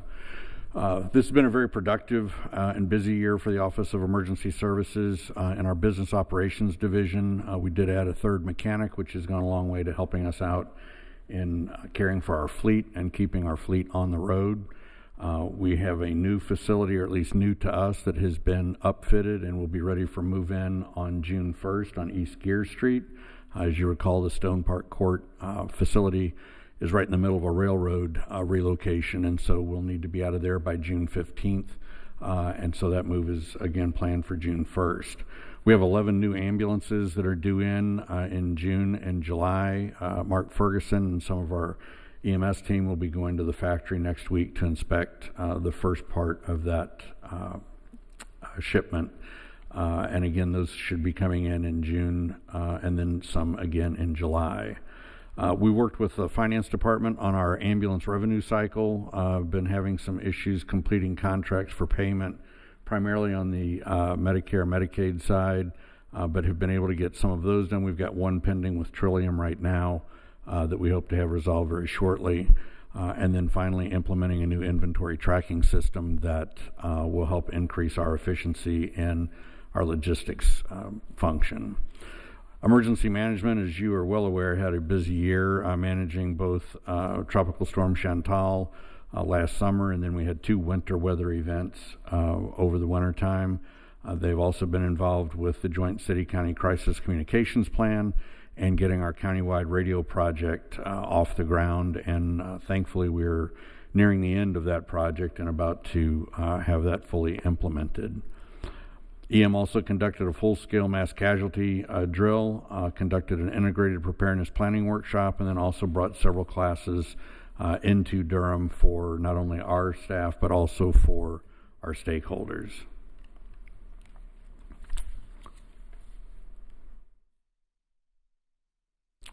In emergency medical services, this has been extremely busy, and it's no secret to anyone that our call volume is going up and our resources are being stretched thin. We have completed a gap analysis, identifying areas of vulnerability, and also developing a plan to assist us in meeting the community need.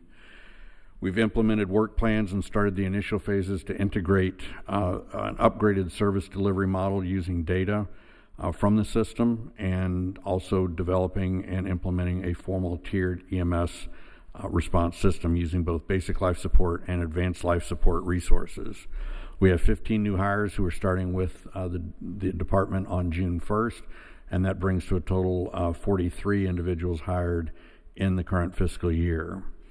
In the fire marshal's office, we have our inspectable properties list that has been reviewed, revised, updated, and finally, we believe probably the most comprehensive list that the office has had to date.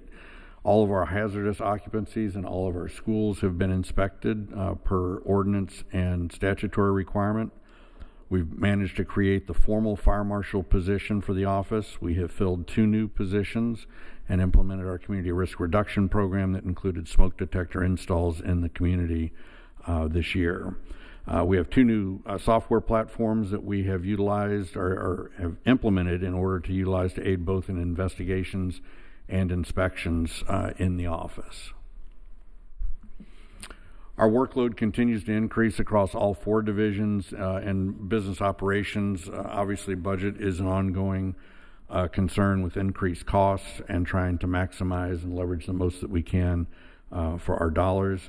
Our fleet is continuing to present us with some challenges in that the aging of the fleet has become more of an issue. We have received new vehicles that have been put on the road. They are doing quite well, but we have some vehicles that have been on the road for a little less, around a year, and already have about 50,000 miles on them. Ambulance revenue has been also a bit of a challenge as we've navigated some of those insurance contracts, but we have made progress in that regard and are hopeful that with our proposed rate increase for the new fiscal year, we'll see an increase in our revenue as well. In emergency management, staff retention and capacity has become a bit of a concern. We've also seen a decrease in our available grant funding in this last year. In EMS, the workload, as I mentioned earlier, has increased significantly, and we're still dealing with limited resources to manage those responses. We have an annual increase in call volume of about 2 to 3% each year, but we've averaged right around 21% from FY21 to FY25. For the last year or 2, we have managed to hold some lower acuity calls, our alpha level responses. Those again go through a call triage process at the dispatch center, and once they are triaged, if they are in an alpha level, they may be held. Right now we are averaging about 11% of our calls being held each day, and those calls are answered then once units become available and can respond. We do that so that we can keep units available to handle our higher acuity or life-threatening emergency calls. In looking at the data that we've generated over this last year to 2 year cycle, we have seen where the call volume in the system exceeds the number of available units 16 hours out of the day. Obviously, that's an indicator that the system is stressed, it is overburdened, and for those 16 hours a day, it's a safe bet that we are holding those alpha level calls. In the fire marshal area, staffing has been the primary challenge for us. We have those 2 new positions that we just filled. That's the good news. The bad news is that they were filled from internal personnel, so we now still have 2 vacancies that are available, and we'll be working to fill those as quickly as we can. On the recommended budget, Manager Hager has recommended the addition of 10 full-time equivalents to EMS, 5 replacement ambulances, and 1 expansion or new ambulance, and then 1 replacement SUV or quick response vehicle.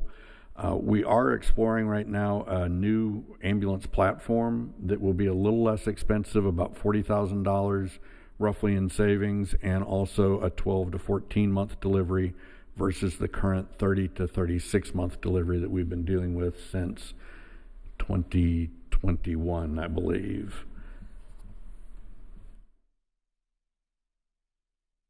And I'm going to turn it over to Chief Kamansky to talk about some of the challenges facing EMS.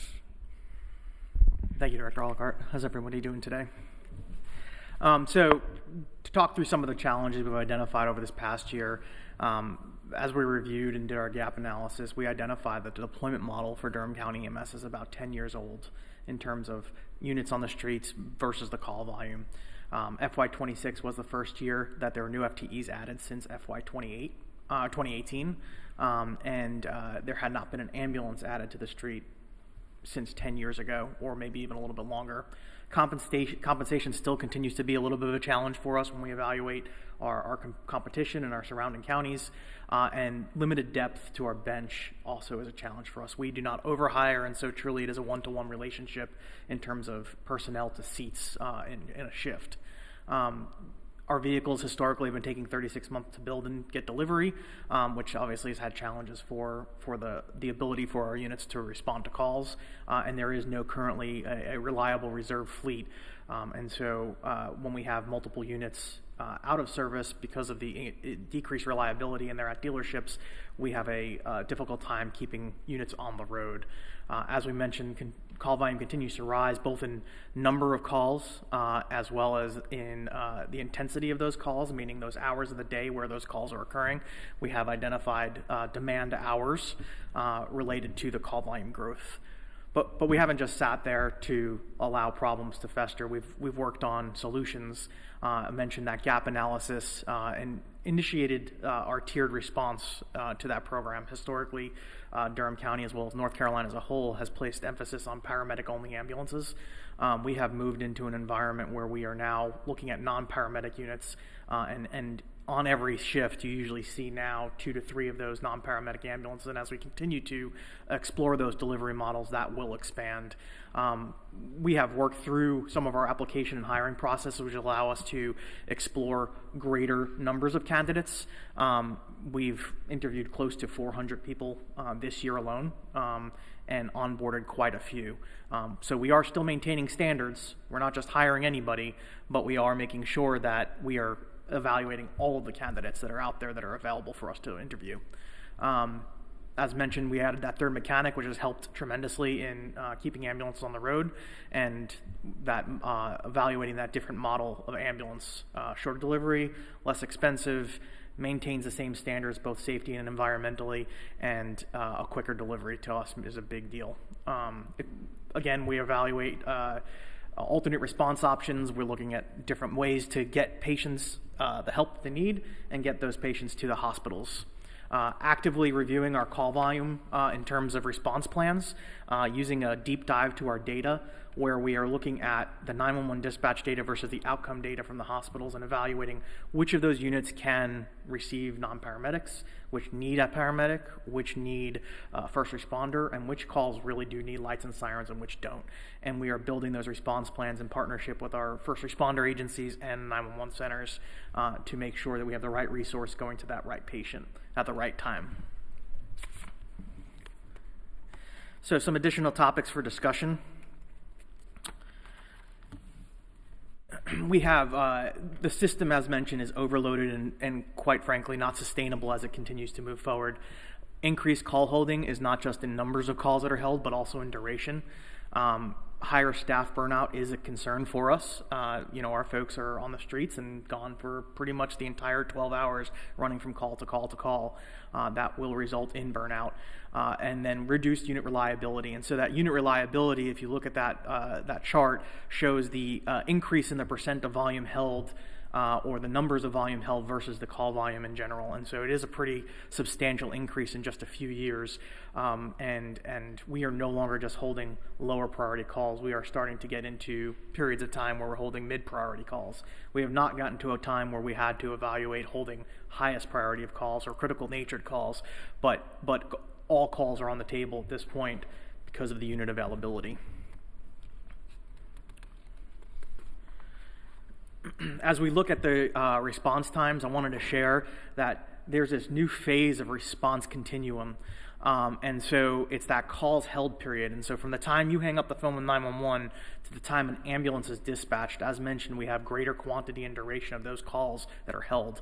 What this chart shows is that each year that time duration is increasing in each of those categories. And we have calls that are being held sometimes greater than an hour, sometimes greater than 2 hours, sometimes greater than 3. Again, we're hitting those mid-priority calls to some of our Charlie level responses. And so all of this requires active management of our system. And in order to do that, we've essentially taken our shift commander off of the streets from supervising our personnel and have them actively watching the computer system. And so they are managing the calls in real time. We did put a request in this year for a position to actively manage the calls, especially during those demand hours. But this is something that now has become an ancillary responsibility of one of our frontline responders. I have a quick question. Yes, ma'am. How does, when the fire department responds to an EMS call, factor into all of this? So on our lower priority calls, the fire department is not responding. On our mid to higher priority calls, they are responding. In the cases of a Charlie level call, which is our true mid-level response, they may be on scene with that patient for a longer period of time until we can get an ambulance over to them. Is there any way that we have some way of kind of showing that? Like merging your data with the fire department data so we can actually see what is happening in terms of who is responding when, and like the whole, because I think it's very confusing, because on one hand you can think, oh no, there is no response at all, when sometimes there is, but it's just not EMS until, you don't understand what I'm saying? Like, I don't know if in the future, is there some way to show this whole big picture of how we are, not saying it is, I mean, just showing what is happening right now in Durham. Sure, we absolutely can work on that. And even in the fire departments, there is some prioritization going on where if the first due company is no longer in their primary area on these Charlie level responses, the engine company is not crossing over into another district. And so there are times where you will get a first responder and there are times you will not get a first responder. And so this impact of this demand is not just in EMS. This is public safety wide. We feel it more significantly because we have far less units than a single jurisdictional area of Durham City or the Bahama area, for example, where they have far more utilization of resources. So I did want to share, as I mentioned, looking at the intensity on this graph, the bars are reflecting the calls per hour per day. The lines that are crossing over are a combination of our currently staffed model, what the recommended budget will satisfy, what would happen if we were to add an additional peak unit to that, and then what an additional 2 units would add to that. Our plan would be for those units that we would receive, we would split them into peak units to put them in the appropriately demanded areas of the hours of the day. Anytime that line crosses below one of the bar graph lines, we are less units than calls on the board. And so none of these solutions, quite frankly, fix the problem, but some of these solutions make it a lot better. The ask that we made originally, we assessed would drop from 16 hours a day to 5 hours of the day, where we had less units than calls. So this is just some of the data work that we did with our gap analysis to understand truly where our hours of the day were impacted and where that demand truly is needed. So again, related to this chart, the +1 full staffed or the +1 peak staffed, what is the cost of those? So the +1 full staff would have been double of what we've asked, what we were recommended for. So that would have added 2 new ambulance expansions, 20 FTEs, and then we would have been working to find ambulances that were mechanically sound from the units that we would be cycling out to retain, to put frontline or keep frontline, to add 4 peak units throughout the course of the day. Those hours are from 9 a.m. until 1 a.m. spread on 12-hour shifts. And so remind us that would be a cost of how much? In total, I believe it would be 2.5. I believe that it was 1.3, and so 2.6 to double. I believe so. Yeah. Okay.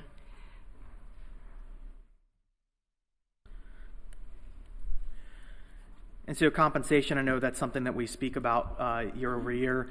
While the compensation and benefits are really great in Durham, it does remain lower than some of our more competitive counties, and we see people going to those counties. For those areas in Durham, that in the region that we are great, we have a stronger compensation plan. We are noticeably seeing those employees or candidates going to those slower, less demand agencies because of the impacts that it has on the staff. Most recently, we lost a really great paramedic candidate who ended up going to one of our neighboring counties because the call volume, quite frankly, is far less. It's much easier in their body and their home life. Their days off are much easier to less recovery.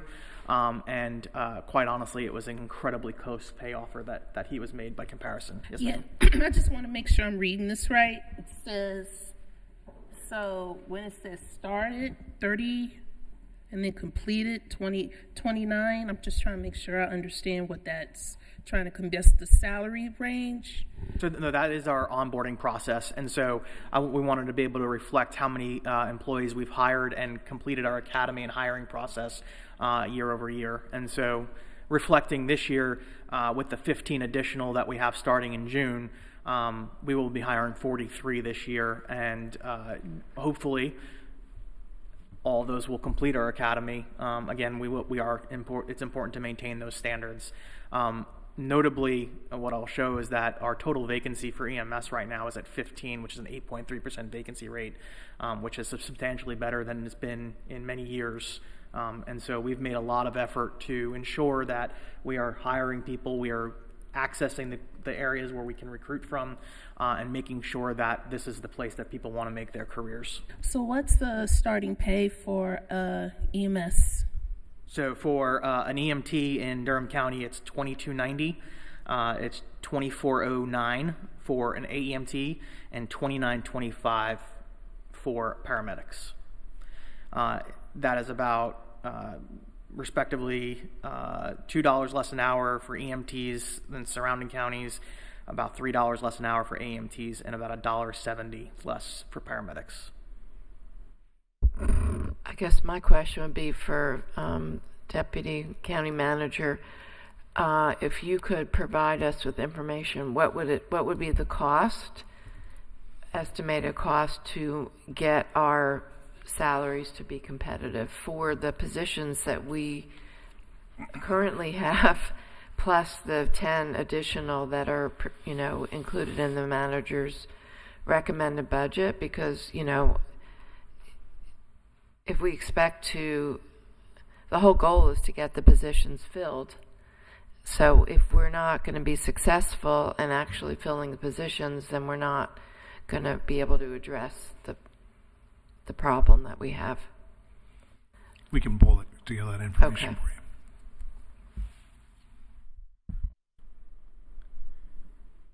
And that's what we got. All right, thank you, Chief. I know we spent quite a bit of time on EMS, but obviously business operations, fire marshal, and emergency management are here as well if you all have any questions for us about any one of those areas. Yeah, I'm just going to ask this quick question and I'll turn it over to my colleagues. I wanted to know of the 400 people applied or interviewed, right? And 43 got accepted. I wanted to know about, okay, what does it take, the educational requirements, how we're helping with this pipeline of people wanting to do EMT, paramedic, what is this started in high school? Do they have to go to Durham Tech? Like, what are the educational requirements? So all of those programs are available through the community college system.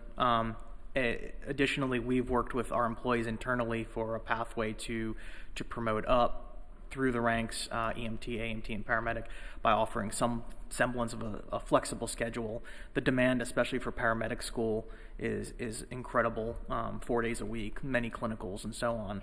And so they do that in a 10-month period. And so realistically, our schedule would not allow for them to, our traditional schedule would not allow them to go to school. And so we've worked with any of our employees going to paramedic school to provide that flexible schedule so we can kind of balance that. There are a lot of municipalities looking at internal paramedic programs, but there is a pretty significant cost to doing that, especially with the staffing model we currently have. A lot of the applicants that do apply are not certified yet. They do not have their credential, and their hope so that we would be able to provide that for them. We are just not in that place today. And so we do refer them out to the community colleges for those programs. We do have a good relationship with Durham Tech. Yeah, and thinking about Durham Public Schools and their CTE program and trying to get young people to go to, become EMTs, paramedics, AMTs, et cetera, and what we will have to do at that level to help them with the pipeline, things like that. So thank you so much. Yes. And I think City of Medicine, they have, is it the ENT program? Yes, ma'am. Okay, so that's a fantastic pipeline. Are you working with City of Medicine? We've been to their career day that they do each year, and then we have actually hired City Medicine graduates in the past. Okay, awesome. Thinking about maybe at other schools, because I know the City of Medicine is small compared to other, like the larger comprehensive high schools, just thinking, how do we get more young people to start thinking about this as a career? So thank you, and I'll turn it over to my colleagues if you have any more questions. Director Lockhart. Yes, sir. So a number of weeks ago, I asked for an update regarding the fire marshal and said that there was some information that was forthcoming. Do you have an update today? Are you referring to the positions? Yes. Yes, sir. So the two positions that we were given a year ago were created. We underwent recruitment for that, and those positions have been filled by internal candidates. Those were Assistant Fire Marshal 2 positions.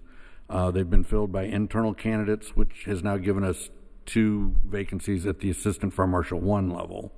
And so we're in the process of submitting the information for the hiring freeze exemption, and we'll then move forward with recruitment for those 2 positions. Thank you. Well, I just want to say thank you so much for this presentation and for the work you do. And the great job, Fire Marshal, for completing all of the school's inspections and catching up on that is fantastic. And also the data that you have provided here in the report, but in our budget book and the companion document. This is very alarming. The response times, the call volumes is very, very concerning. And we talked about this at Joint City-County Planning Committee, but this data absolutely needs to be connected to decisions that are made about rezonings. It is irresponsible to not look at this information and not include it in the assessment. And we really need you all to come up with some way of somehow, I know you said that it's hard because there aren't standards, but we really need to understand that with increased population growth, how to connect the number of people to the response time, call volume, number of staff, and vehicles and buildings, because there is a concrete number. The Durham City Council, they have their budget office do a cost-benefit analysis of what will be the impact to the city of Durham's budget with a rezoning application. There must be a number that is associated with rezonings, also about the equivalent cost impact to Durham County government EMS for that same project. And, I have to say that I think that, you're doing this in 10 years. We haven't done the kinds of upgrades and things like that. But we also haven't been engaging in that type of assessment process. And it has not been included in the, again, the due diligence around the costs of growth and development. And so we have to be able to provide proper EMS response. That chart you showed us, that some people are waiting literally for 3 hours, I just can't even imagine how horrifying that would be if you're somebody who's called 911 and you're literally waiting 1, 2, 3 hours to get a call back or get somebody to come. Because for you in that moment, that is your, moment of need. Even though I know there's some process of assessing the risk still. That is really, really concerning, and we really have to address this. We do agree. It's concerning and alarming for us as well.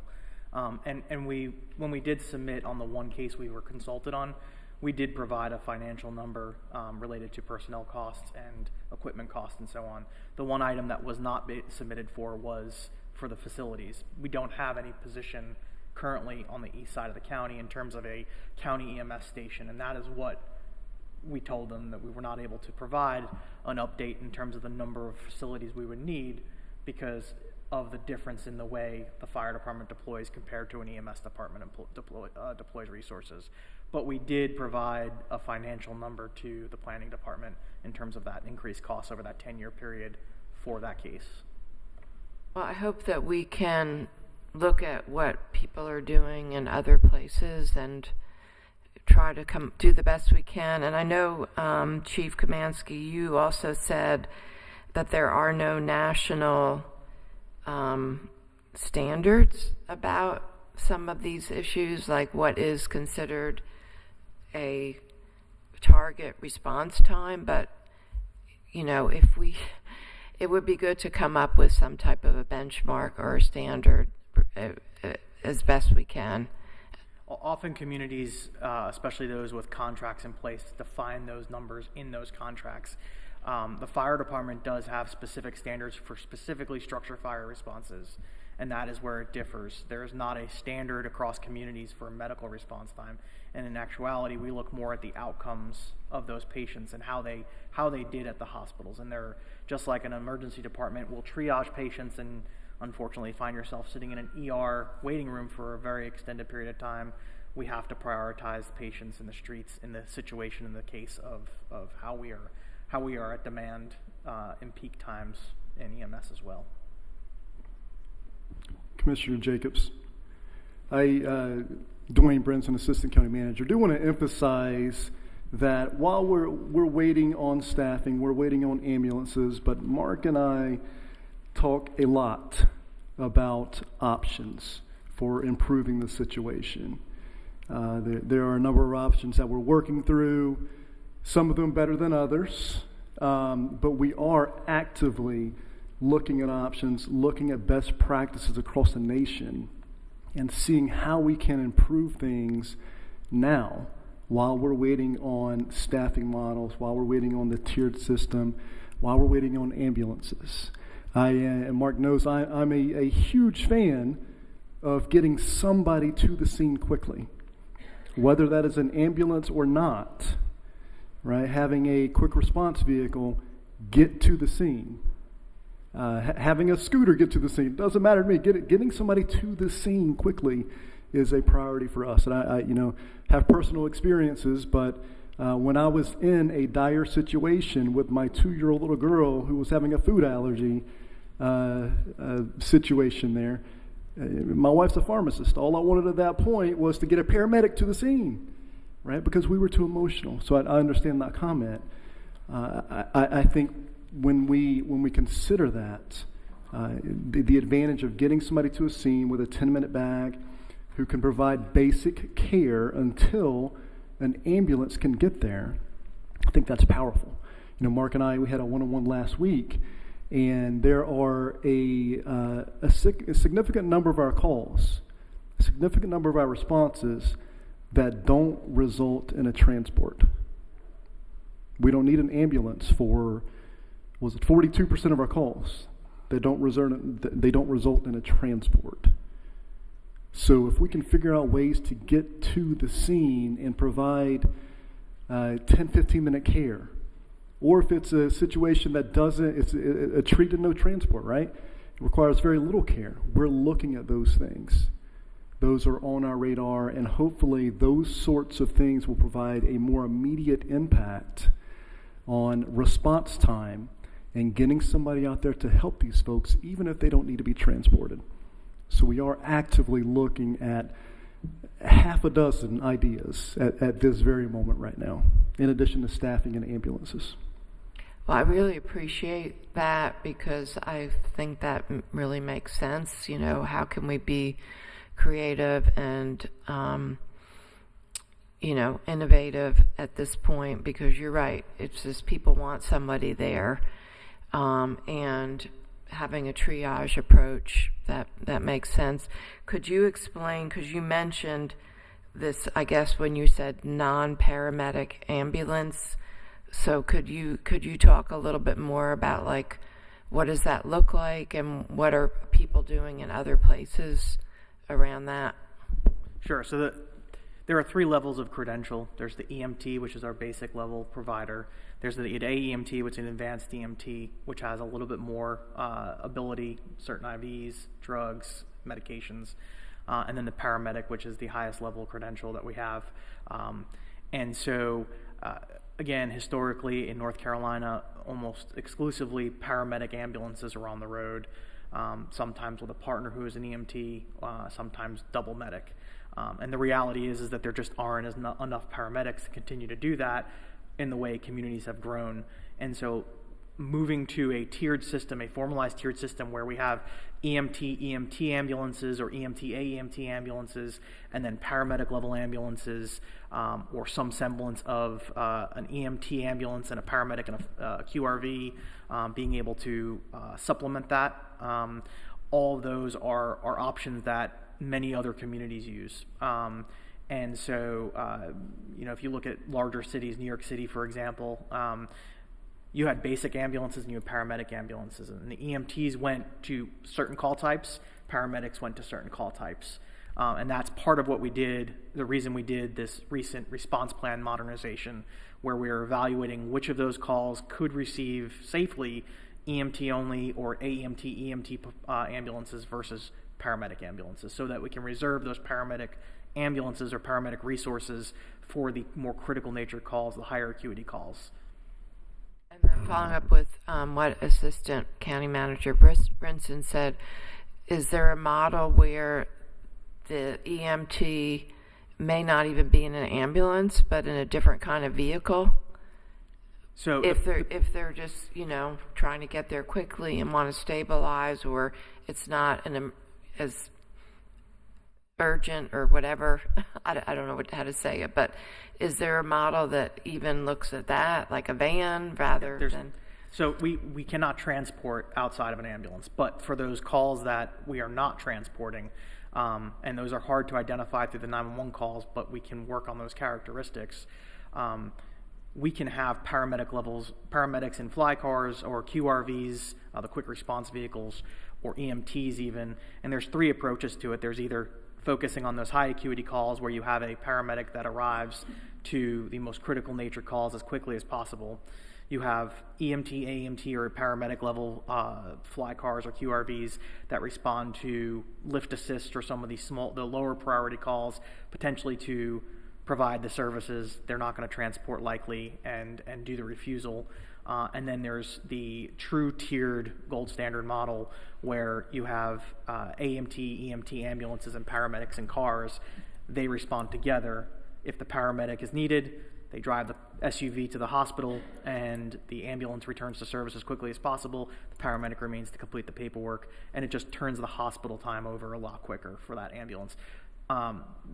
That middle one, which is the gold standard, obviously it's not in lieu of, it's an adjacent to, and so it does require some additional staffing for that, which is why we're looking at some of the alternative options, maybe some of the lower priority calls or lift assists or the paramedics and QRVs to respond and take the burden off the fire departments. And I think it's important to also point out to you that that's when the fire department is going, those units are arriving with either EMT or AEMT staff and equipment. So I just want to say thank you for this presentation. When we get emails, I put them in like tranches. We get the emails around taxes. Now it's data centers and it's EMS. Wow, the response times at EMS. And I know you all are working really, really hard, and we just have to figure out how do we get this straight, because so many, we're just growing so fast. And all these new neighborhoods that are sprouting out, particularly in southeastern Durham County, that's where I live, and all these new homes, and, trying to make sure we have, EMS to go out and service. So thank you so much for this, and that's all we have. So I guess we're just going to have to go into discussion about it. So thank you. Thank you. Mm-hmm. All right. Now we're at the end of our agenda. It's now board discussion. I don't know if we need to discuss anything. My colleagues. I guess there were a few follow-up items from today. I just want to make sure maybe anyone who, just to follow up, go over some of the things that we had mentioned today. I mean, one was just came up was about the increased, what would be the cost to bring our compensation up to the being competitive, because it was noted that we're also losing people, so it's impacting retention as well as hiring. So that was one. I have that on my list. Okay, that's just related to the budget, right, for this year.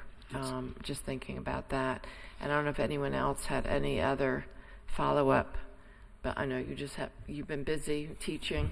So yes, I apologize for my tardiness today. I had other obligations, but I would like to agree with a lot of comments that you made with regards to EMS and the importance of that information being relayed in some of the development projects, and how important that is, particularly as we grow, that we sort of keep pace with our growth, with our infrastructure, which is important to me. One of the things that I didn't hear from the last briefing with respect to operational sort of gaps, I don't want it to be lost on anyone that EMS works cross-jurisdictionally. And so Wake County, Orange County, Person County, and some of the other sort of counties in this area work with us extensively on our response times. Director Lockhart and myself were part of a discussion with a representative who thought that it was important enough to come over to Durham County to discuss us actually helping them, and being very grateful for the support that we provide. So even in our deficiencies, we're able to help some of our neighboring counties. And so this will be one of the things that we probably should look a little closer at to ensure that our infrastructure needs keeps pace with the growth here in Durham County. I will say this, Commissioner Jacobs, I really like what you said about when these rezoning cases go before the city council, having this information go to them, because we're building all these developments, but then it's the strain of providing the services, and there's really no discussion around that. So I don't know how that can occur, because when you have more residents, more homes, apartment buildings, et cetera, you need the services to go along with them. And it is causing a strain on our EMS. So I don't know how that information can be a part of those presentations, things like that.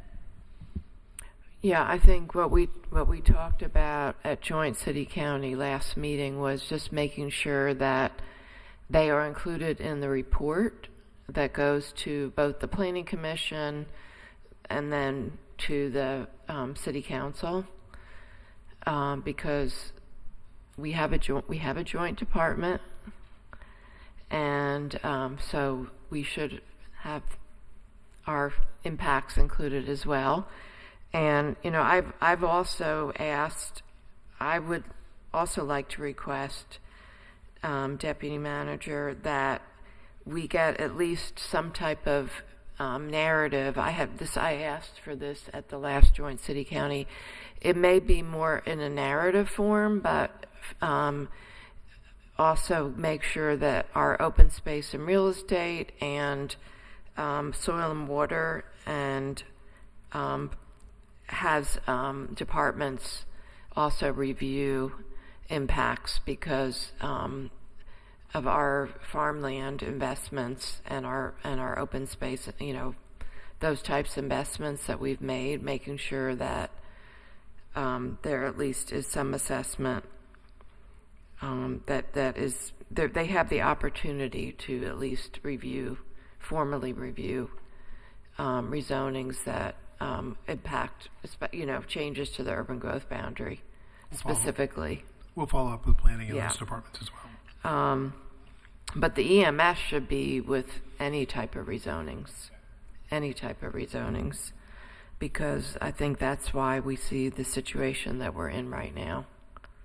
We have not been doing that. The other thing I was going to ask is that our next budget work session, we're focusing on justice services and public schools, and I forget what else. Do you remember? That was it. Enterprise fund, sewer utility fund. And what else? Sewer utility fund. So, okay, enterprise fund. And maybe we can all think about what other areas or presentations information that we want. If we could email the county manager and our budget director what other information that we would like to have presentations on in the future budget work sessions, if we could do that at least over the next day or two. Next day or two, we'd like to give the departments enough time to respond and develop presentations as y'all request. So yes.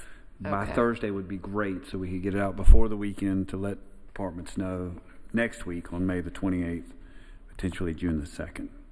Okay. And I also would say questions that we have, because I know I already emailed. Send questions to us, and we will route them to the right people or answer them ourselves. I do want to point out on that question about EMS salaries is a big question, because we'll turn around and ask our HR department to do some work, but do we just want to compare against neighboring counties that are pulling people away? Do we want to compare against Mecklenburg County and some other counties? Do we want to include the full pay package, health benefits, 401k that's 5%? There are different ways to think about pay and support for employees, and just going, is it just salary? And then there's compression issues and issues with other public safety folks. Once you go down that road, I understand the question's reasonable, but the question becomes really complicated when experts get in there and go, what exactly are we asking for? So we'll try to work some of that out, but it may or may not be as specific as you all want, we shall see. Or it may take a little longer than getting back to you in 2 days with an answer to that. Yeah, Okay. I think most likely it'll be next week. Okay, that's fine. That's fine. I also wanted to point out that pages, we're missing some pages in the budget book. So in my book, I don't have 3.5, the finance information, or 3.8, the tax administration in my book. It ends with, let's see. Oh, actually I do, sorry. Okay, sorry, take that back. I see it's... No worries, just let us know Yes, if you need yes, us to print no, any I more have pages, it. we I can. just saw it. I As just saw well, the document is linked probably in 75 different places. Yes. So if you are missing something, it should No, always be available I just online. found that. But let us know if we can print something Okay, more. thank you. And could you send us a link to the budget comments that we have gotten from the survey, or you've had some way for people to provide comments online, right? Certainly. I think the last time we updated and attached it was to the manager's recommended budget, which may have been last Monday. Okay. But we can resend that. We can rerun an update and send you the latest comments. Okay. And get that to you probably today. Okay, great. Thank you so much. All right. So I think that's it. Okay, so we are now adjourned until Thursday at 1:00 p.m. So thanks, everybody. Thank you all.